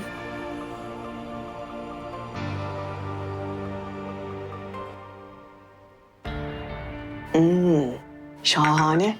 Kahve tam istediğim gibi olmuş. Elin çok lezzetli Zehracığım. Kahvenden de belli oluyor. Şekeri de kahvesi de tam kıvamında. Beğenmenize sevindim. Hiç ses seda yok. Konak ahalisi ne yapıyor? Müzeyyen Hanım odasında. Aslı Hanım da çıktı. Asayiş berkemal yani. Şimdilik öyle. Olağan dışı bir şey olursa bana haber verirsin değil mi? Tabii Nermin Hanım. Ben Müzeyyen Hanım'ı kızdırmadan işimin başına döneyim. Bekle canım. Bekle bir saniye.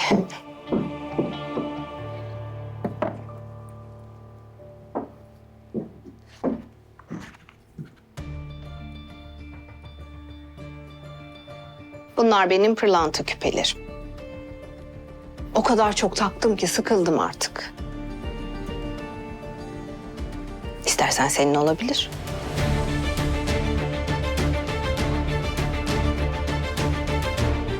Ben bunu kabul edemem Nermin Hanım. Bunlar çok değerli. Çekinme. Al hadi al. Dostluğumuza ve işbirliğimize binaen ufak bir hediye olarak kabul edersin. Hı?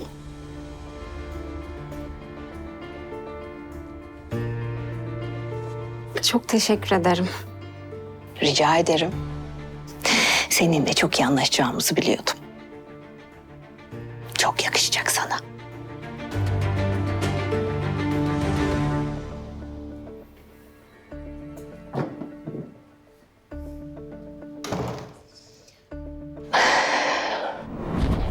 Bak getirdim. Sence de buradaki pencerelerin konumunda bir tuhaflık yok mu? Yani ben onlara söylemiştim aslında ama onlar bu tarafa almayı unutmuşlar. Gerçi tekrar söyleyeceğim.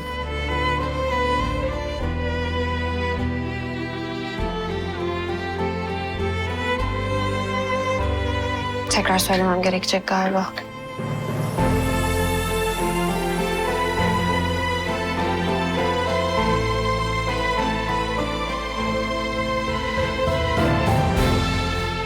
Evet, bana da öyle geldi.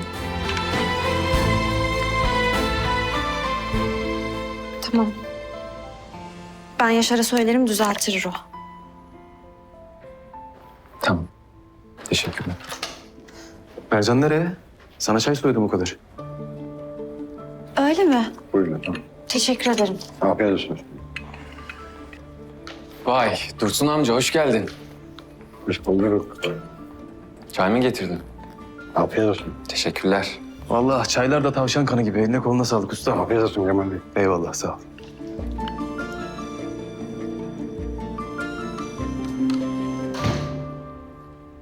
Nezir'in yanında sakin kalarak iyi yaptın.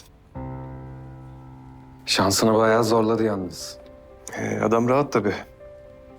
Bütün suçu Haydar'ın üzerine attı. Ya bu Haydar da bunu nasıl kabul etti benim aklım almıyor. Suçüstü yakalandılar da ondan. Ama bedeli ağır olacak. Ne var aklında? Haydar'la Nezir'i birbirine düşürmek. Böyle bir fethet taktiği. Severiz. Taşları ne yaptın? Haber var mı? Henüz yok. Araştırıyoruz. Hatta nefeslerini bile takip ediyoruz. Yakında çıkar bir şeyler.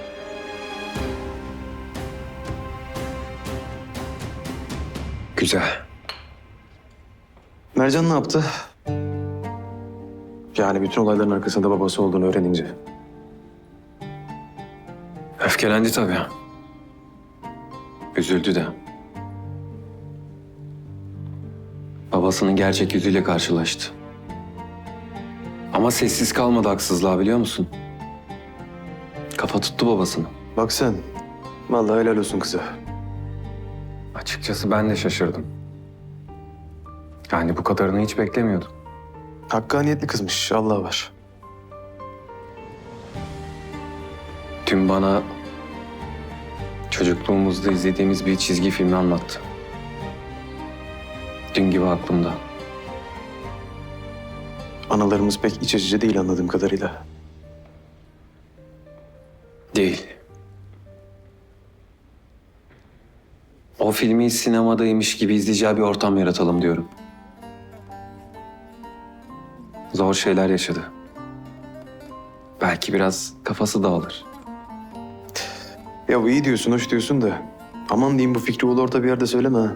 Müzeyyen Ana ile Aslı duyarsa ortalık biraz karışabilir. Biraz. Doğru, ben insaflı davrandım. Ortalık resmen 56 olur. Benim için canını tehlikeye attı.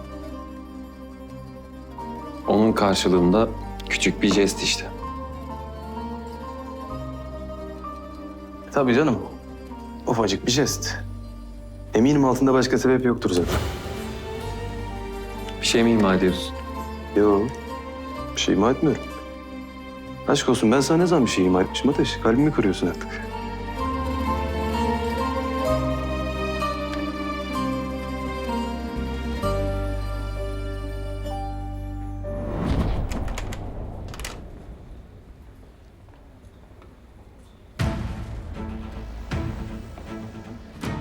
Konuşalım mı?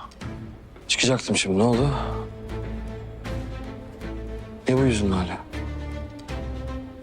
Az yüzün gülsün ya. Bak paranı da alacaksın. Alıcıdan haber bekliyorum. Bebekler de kasada mışıl mışıl uyuyorlar. Ben de bu yüzden geldim zaten. Anlaşmayı revize etmemiz gerekecek. Ne? Yarı yarıya istiyorum. Ne demek oluyor bu şimdi? Eğer istediğimi vermezsen anlaşma falan yok demek. Bu işten hep ben zararlı çıktım. Mercan öğrenince bana karşı Ateş'in yanında saf tuttu. O adam yüzünden koskoca Haydar Yıldırım'ın kızı babasına karşı geldi. Bunun bir karşılığı olacak elbette. O yüzden kazandığımızı yarı yarıya istiyorum. Kaypaklık yapıyorsun Haydar Yıldırım. Yok. Kaypaklık falan yaptığım yok. Ben hakkım olanı istiyorum. Peki. Nasıl istersen. Benim bu saatten sonra kaybedecek bir şeyim yok. Ama Mercan yaşadıklarından senin sorumlu olduğunu öğrendiğinde arkasından ağlama. Elinden geleni de ardına koyma. Nezir Efendi. Bekle. Tamam. Senin dediğin gibi olacak. Yarı yarıya paylaşacağız. Ama bir daha bu meseleyi bana karşı kullanmayacaksın. Bundan sonra yaşanacaklar hoşuna gitmeyecek yoksa. Anlaştık.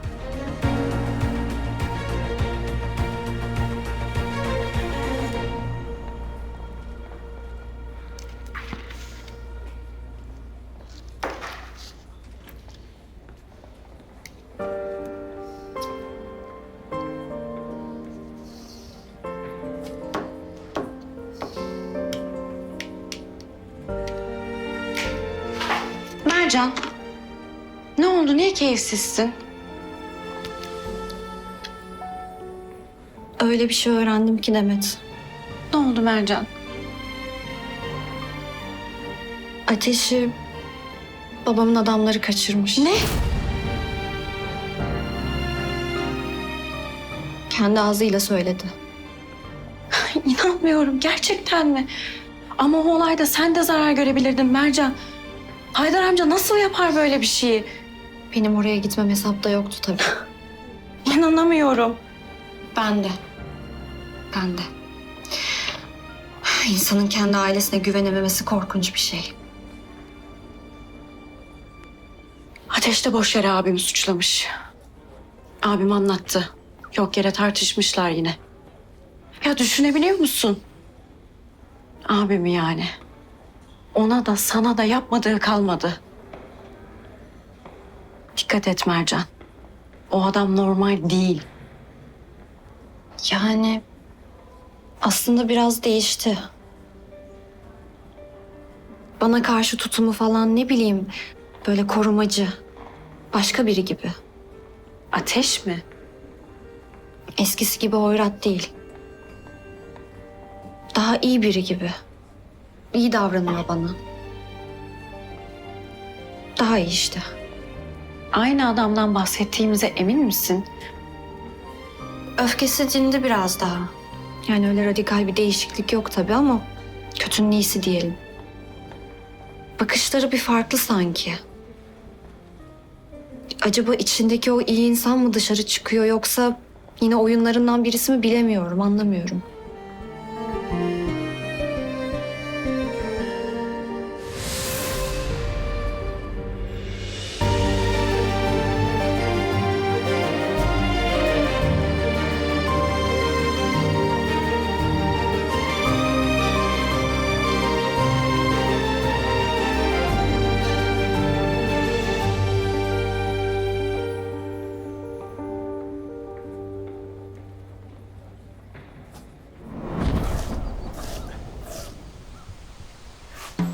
Ya arkadaş ben topluyorum onlar kaçıyor. Ya sabır. Bizim Robin Hood da hala ortaya çıkmadı ki abi. Allah razı olsun yani borcu ödedi de. İnsan yine merak ediyor ya. Ya yoruldum da. Vallahi yoruldum ya. Berat. Sana çay getirdim. Biraz mola ver de hiç soğumadan. Ya Zehra zahmet ettin ya. Ne zahmeti canım. Afiyet bal şeker olsun. Vallahi üzülüyorum sana da ya. Sabahtan beri durdurak bilmeden çalışıyorsun. Yazık değil mi canına? Ya ne yapacaksın? Ekmek parası. Tabii biraz bahçe büyük olunca insan yoruluyor haliyle. Allah'tan gücün kuvvetin yerinde. Aslan gibi delikanlısın maşallah. Senin yerine bir başkası olsaydı var ya bu kadar işin altından kalkamazdı biliyor musun? Vallahi. Vallahi. Sen olmasan bu bahçe çöle dönerdi. Abi canım. Döner, çöle döner. Neyse bana müsaade. Konakta işler bekler. Lokum? Alayım bir tane. Teşekkür ederim. Afiyet olsun. Kolay gelsin. Sana da sağ ol.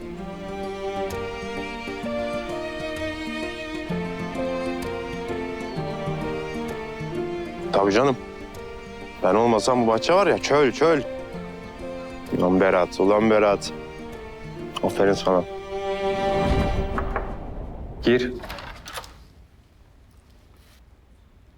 Ateş Bey, bu dokümanları imzalamamız gerekiyor.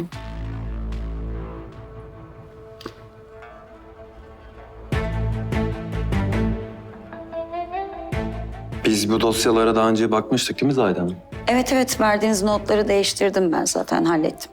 Tamam.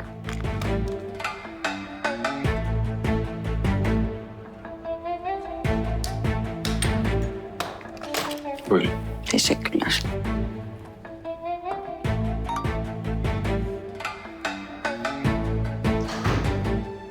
Adamımızdan mesaj geldi. Taşlar Nezir'in odasındaymış. Ben gideyim şu ikisine güzel bir sürpriz hazırlayayım. Güzel. Dikkatli ol. Ayıp ediyorsun. Ben her zaman dikkatliyim. Gerçi şu son olayda biraz façayı çizdirdik ama genelde ortalamam yüksek. 4,5'tan 5'i bulurum bilirsin. Bulursun. Benim karnım kazındı. Bir şeyler alacağım yolluk. İstiyor musun sen de? Şöyle lahmacun, sumak falan. Alayım mı sana da? Of. Öyle bir teklifte bulundun ki. Nasıl hayır diyeyim? Acılı şalgam almayı unutma ama. İyi hatırlattın. Şalgamsız olmaz. Biraz fazla söyle. Ne o? Mercan için mi?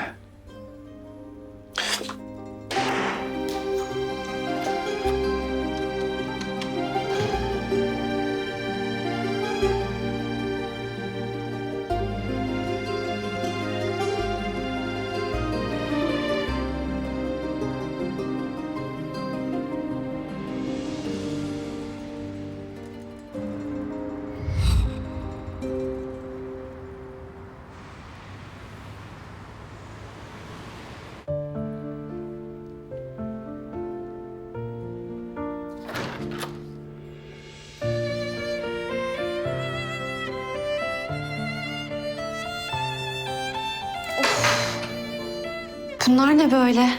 Lahmacun. Hadi canım. Bilmiyordum ben. Ayda yaşıyorum ya. Çok güzel görünüyorlar. Çatal bıçak getireyim önce. Dur. Yok sen galiba ayda yaşıyorsun. Ne yapıyorsun? Ne yapıyorum? Lahmacun dünyası yasta şu anda.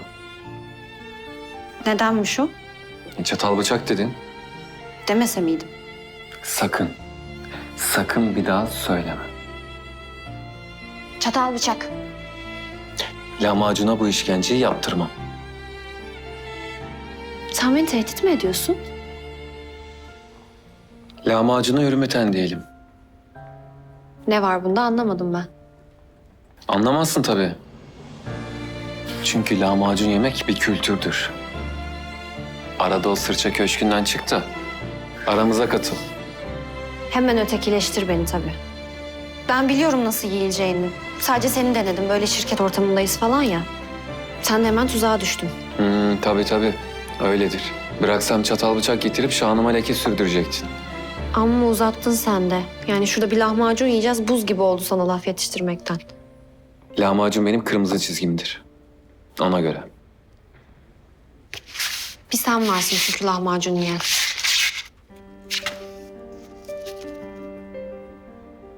Ne yapıyorsun?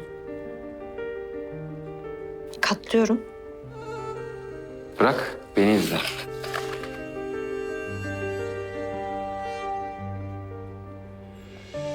Lahmacun katil seni. Yok kalmış. Önce bak böyle bol bol yeşillik atacaksın. Arkasından bol limon. Yok. Limon istemiyorum ben. Sana az önce demiştim lahmacun yemek bir kültürdür. Öyle herkes bilmez. Bilmiyorsun işte. Bilmiyorum. Kültürsüzüm ben. Var mı bir diyeceğin? Lahmacuna limon sıkılır. Öğren diye söylüyorum. Yarın öbür gün rezil olmasın. Hiç de öyle bir şey olmaz merak etme sen. Dur. Bırak. Öyle olmaz beni izle. Lahmacun böyle dürülür. Dürme. Al bakalım.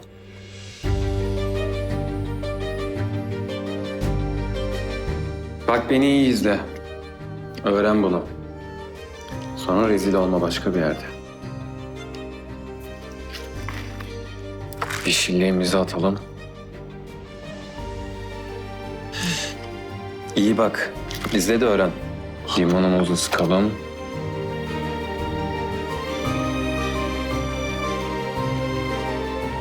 Yalnız bu çok iyiymiş. Çabuk sar.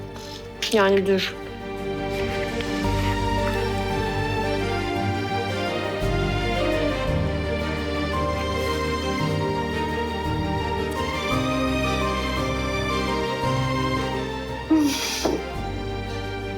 İnanılmaz güzel. Çok güzelmiş. Yalnız lahmacunun limonlu yenir.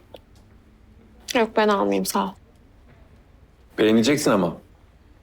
Bir kere denesene. Var mı cesaretin? Meydan okuyorsun demek. Tamam. Ben limonludan yiyeceğim. Ama sen de limonsuzdan yiyeceksin. Anlaştık.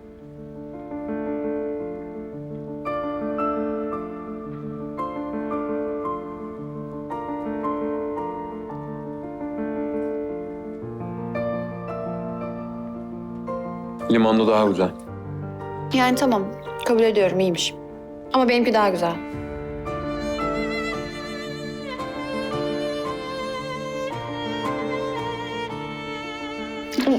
Şimdi sakın lahmacun şalgam suyuyla yenir deme bana. Çok açım sana laf yetiştiremeyeceğim. Hiç öyle bir niyetim yok. Sen ne anlarsın?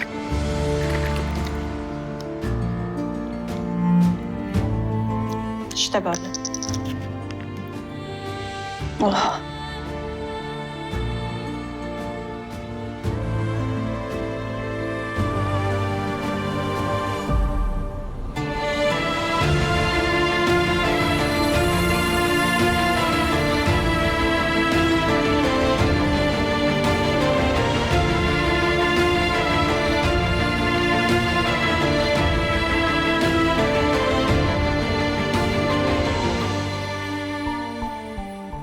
Yalnız bunlar çok az.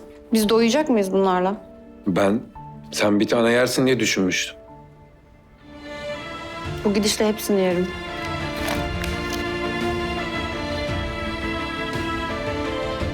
İki tane kalmış zaten sadece.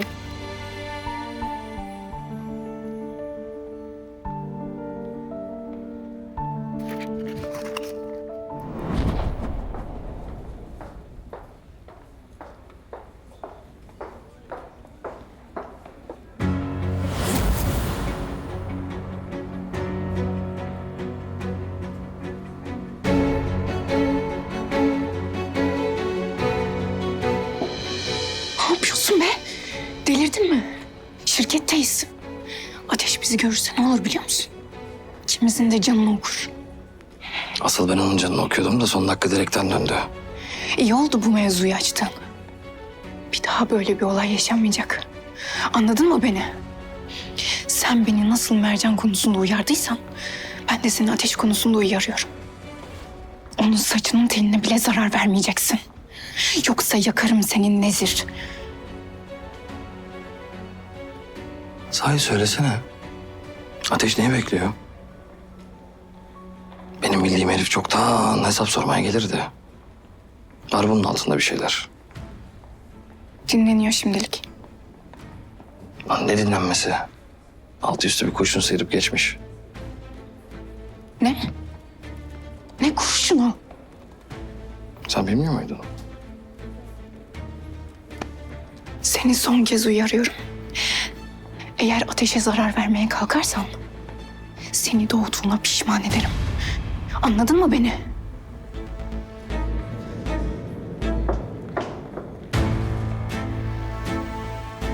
Allah aşk senin gözünü bayağı kör etmiş. Benziyoruz aslında birbirimize.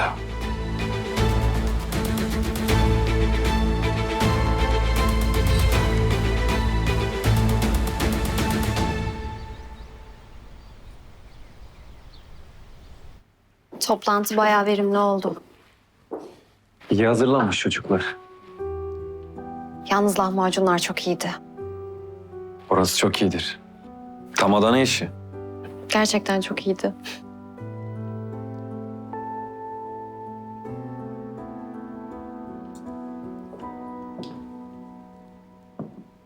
Kızım konuşalım mı be?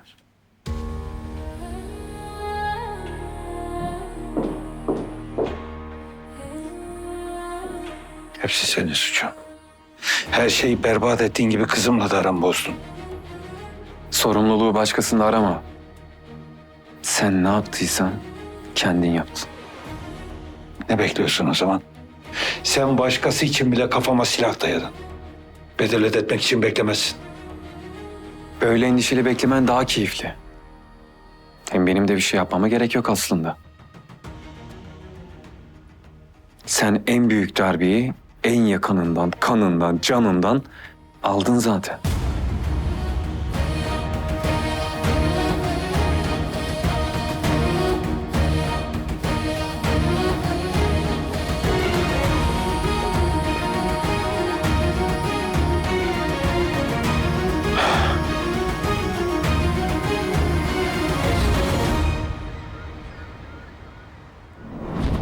Ya Berat ya, Berat ya. Ama kimse yok.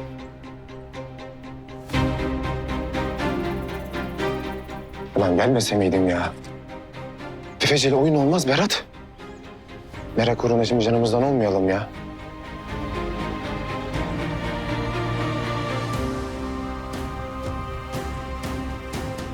Yok arkadaş, bu merakla da yaşanmaz. Abi yarra ya merro ya. Efendi gibi soracağız. Borcu kim ödedi? Tabii canım. Hadi Berat, ya bismillah. Ya da ben gideyim ya. Sen git Berat. Vay vay vay. Kimler gelmiş? Arkadaş, yürek yemiş herhalde. Saygılar abi. Akıllanmadın oğlum sen. Abi akıllandım. Öyle bir akıllandım ki tavan, akıl, of. Da ben sadece şey öğrenmek için geldim abi. Benim borcu kim ödedi? Ben onu öğrenmek için geldim yani. O yüzden şey ettim buraya kadar. Yine misin? Yine ben abi, saygılar. Saygılar. Ama bu sefer para almak için gelmedim. Ben sadece benim borcu kim ödedi? Ben onu öğrenmek için geldim abi ya. Kartvizit bırakmadı adam. Ne bileyim ben kim? Böyle geniş omuzlu, boylu poslu, Mısırlı olduğunu söyledi. Mısırlı mı? Nasıl ya? Bizim borcu Malik mi ödemiş?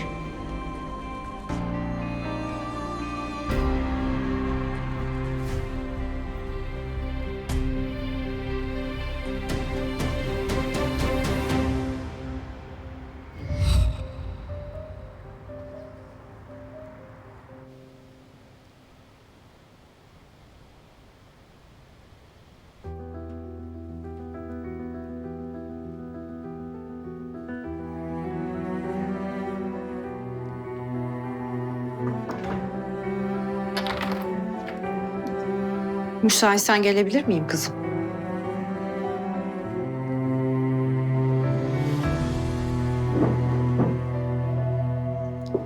Babamla ilgili konuşmak için geldiysen anne hiç zahmet etme.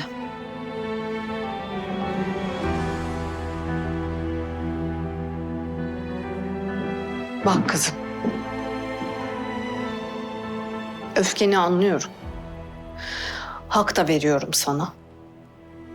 Babanın yaptığı doğru değil. Ama ne olursa olsun o senin baban. Ne yapıyorsa bizim için, ailemiz için yapıyor. Kötülüğün hiçbir bahanesi olamaz anne. Hele aile asla. Olur Mercan, olur.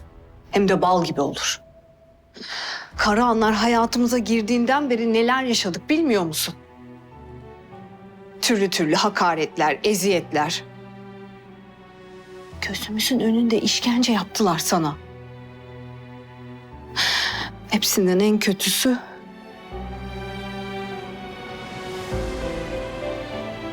oğlumu aldılar elimden. Murat'ımın ölümünden onlar sorumlu.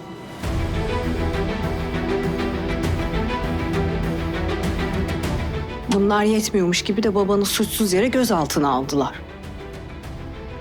Sabır taşı olsa çatlardı. Baban da kendini kaybetti haklı olarak.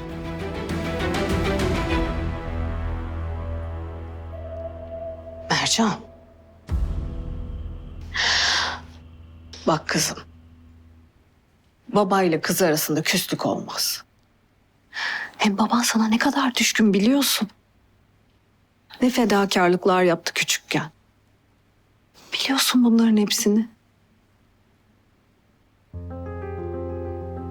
Babamın benim için neler yaptığını çok iyi hatırlıyorum anne. Yoksa zaten kendi ellerimle teslim ederdim adalete onu. Ama bu kadar. Daha ileri gidemiyorum. Ona olan tüm güvenimi kaybettim. Tanıyamıyorum artık onu. İnsan tanıyamadığı birine nasıl baba der? Nasıl bir evlat olarak ona sığınabilir?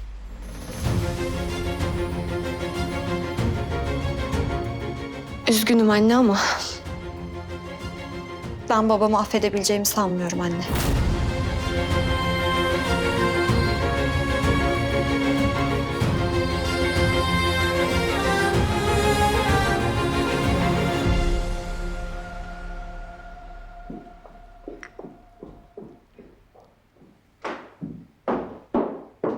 Aslı bu yüzünün hali ne? Ne oldu, bir şey mi oldu? Olmuş. Hem de neler olmuş bizim haberimiz yok. Kızım ne demeye çalışıyorsun sen? Ateş vurulmuş anne. Bizden saklamışlar. Ne? Oğlum vurulmuş mu? Mercan da biliyor. Herkes biliyor. Bir tek biz. Ateş gizlemiş bizden. Olay büyümesin diye sakladı Ateş. Mercan istemiştir Allah bilir. Babasını koruyacak ya. Aptal yerine koydu o kız hepimizi. Ben bunun hesabını sorarım onlara.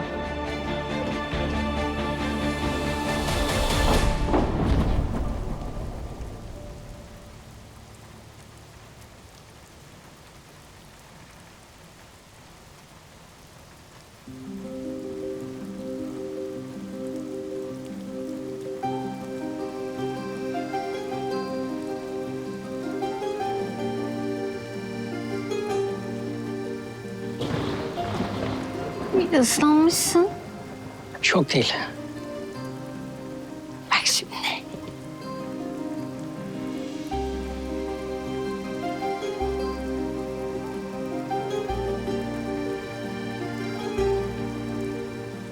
Sıcak tutar seni.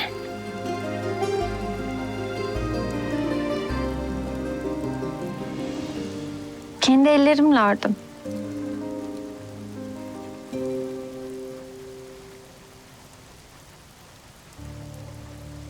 Teşekkür ederim. Rica ederim. Çok güzel olmuş. Da yani beni sevmediğini söyleyen, benden ayrılan sen değil miydin?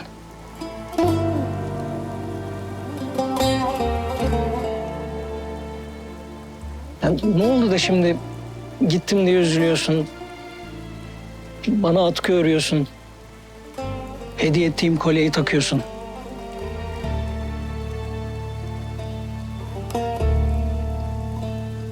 Ne değişti Çiçek?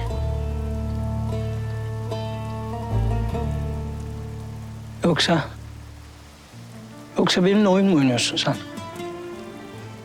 Bak eğer öyleyse ne ben ne de kalbim senin oyuncağın değiliz.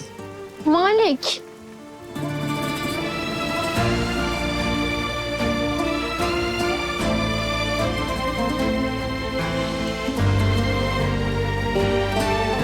Gitme.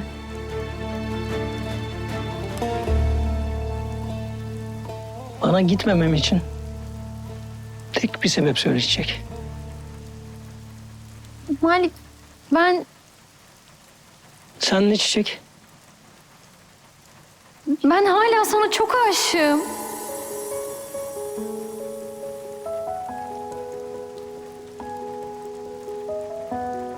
Hep aşıktım. Ben doğru mu duydum? Sana aşık mı dedin sen? Sana söylediklerim gerçek değildi. Ben senden isteyerek ayrılmadım. Peki neden o zaman Çiçek? Neden öyle bir şey yaptın? Zehra. Zehra bizi birlikte görmüş. Eğer senden ayrılmazsam anneme, Müzeyyen Hanım'a söyleyeceğim diye tehdit etti. Ben ikimiz de işimizden oluruz diye korktum Malik, mecbur kaldım.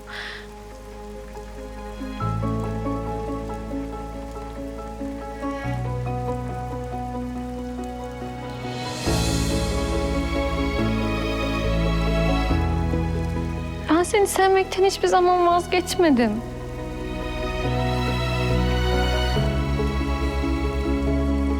Yazdığın mektubu okuyunca dünyam başıma yıkıldı sanki. Sensiz yapamayacağımı anladım. Malik, ne olur beni affet.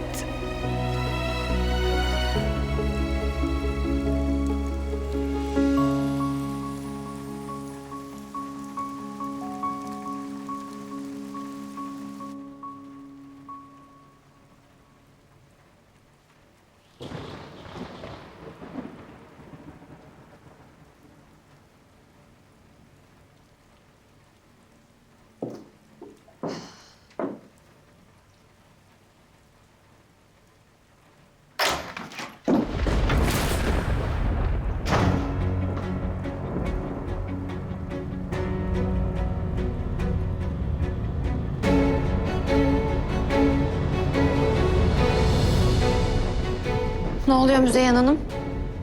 Neden elinizde bıçak var?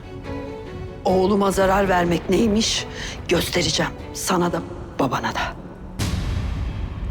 Ben kimseye bir şey yapmadım.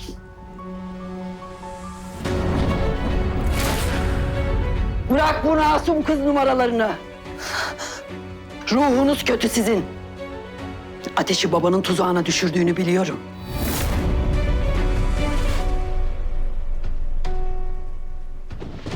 Haydar beni oğlumla nasıl sınadıysa ben de onu kızıyla sınayacağım.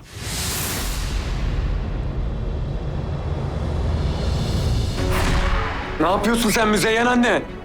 Bırak Ateş. Bir kere de bırak. Yıldırımlar seni nereden yaraladıysa ben de o yılanı oradan yaralayacağım. Bırak şu bıçağı. Öyle bir şey yapmayacaksın. O sus. Yeter, kendine gel artık. O benim karım.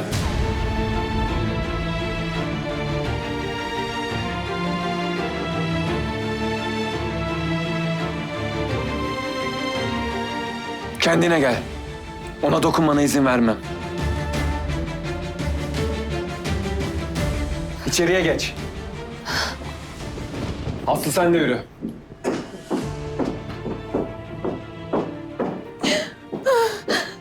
Bir yerine bir şey oldu mu? Ha? Bir şeyin var mı? Bir şeyin var mı? Bir şey oldu mu sana? Ha?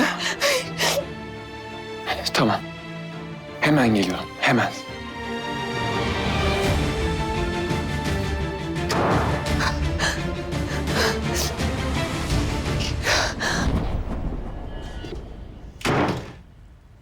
Delirdin mi sen Müzeyyen anne?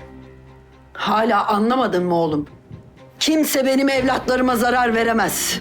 Ben çocuklarım için katil bile olurum. Bizim savaşımız masumlarla değil, suçlularla.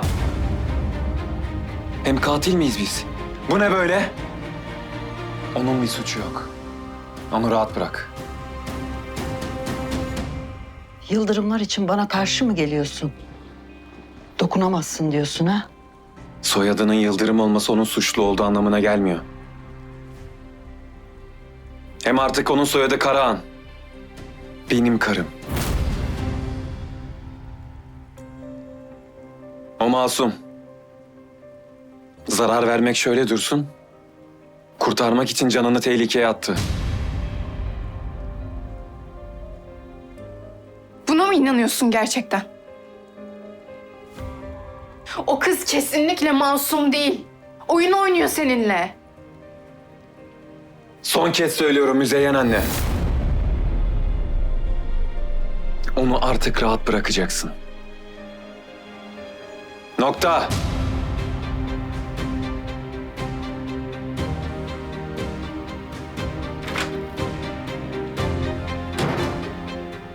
Eserinle gurur duy. Hepsi senin yüzünden.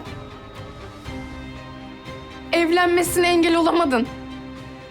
Bak ne hale geldi. Onu koruyup kolluyor şimdi.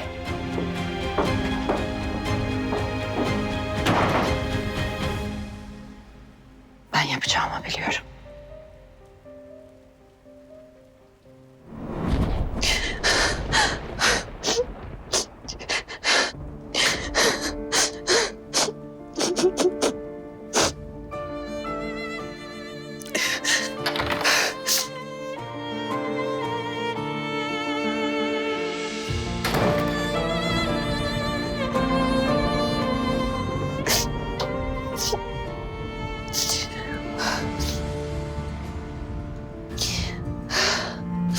İyi misin?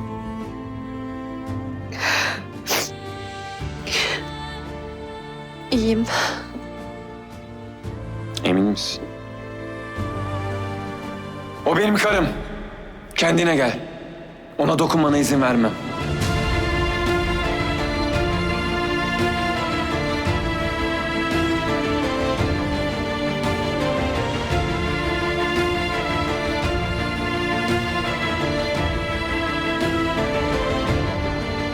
Kıyamıyorum bu gözyaşlarına.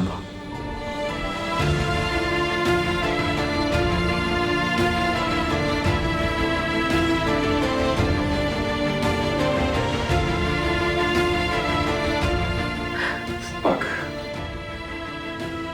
Bir daha asla böyle bir şey olmayacak. Sana zarar vermeye çalışan karşısında beni bulacak.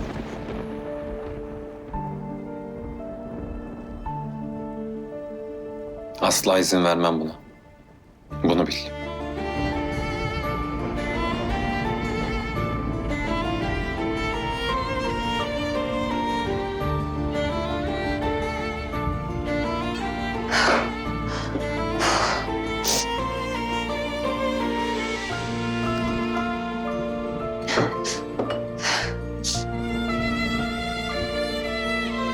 Bir iki yudum iç. İyi gelir.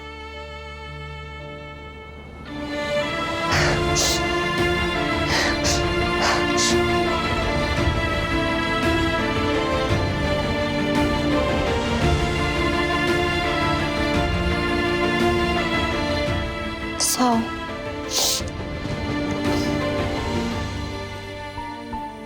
Yaran kanıyor. Önemli değil. Hayır önemli. Bakmamız lazım. Sen beni düşünme. İnat etme işte. Otur şöyle. Yaran kanarken ne düşünebilirim ki?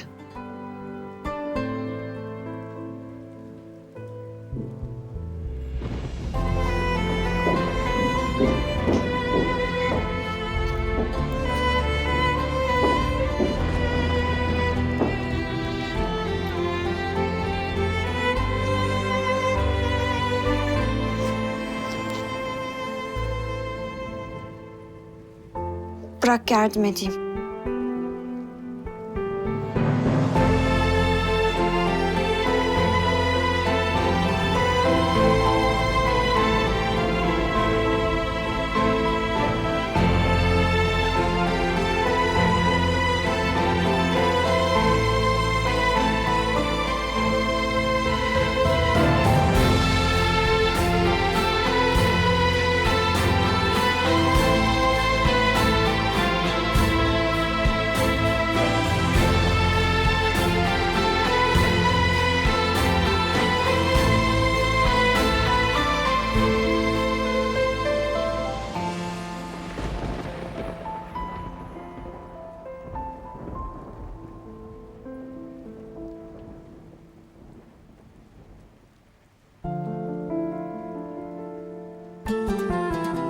Kötü görünüyor.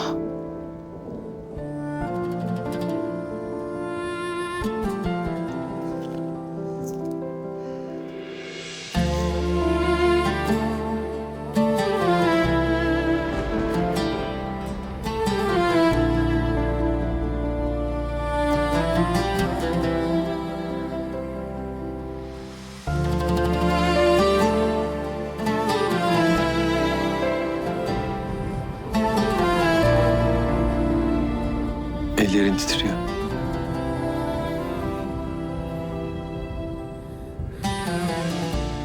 Geçti artık.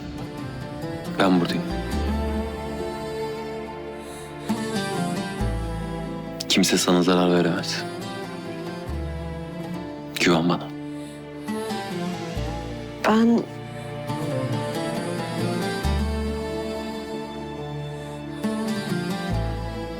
Biraz acıyabilir.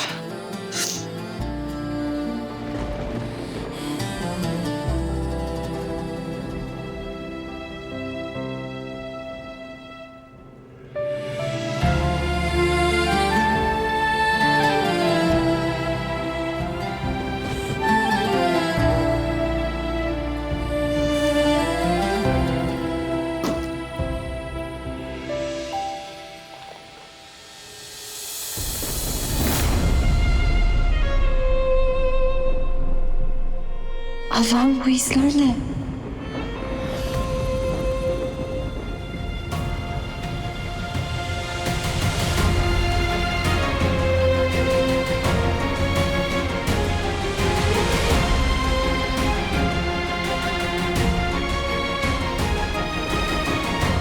Ne oldu?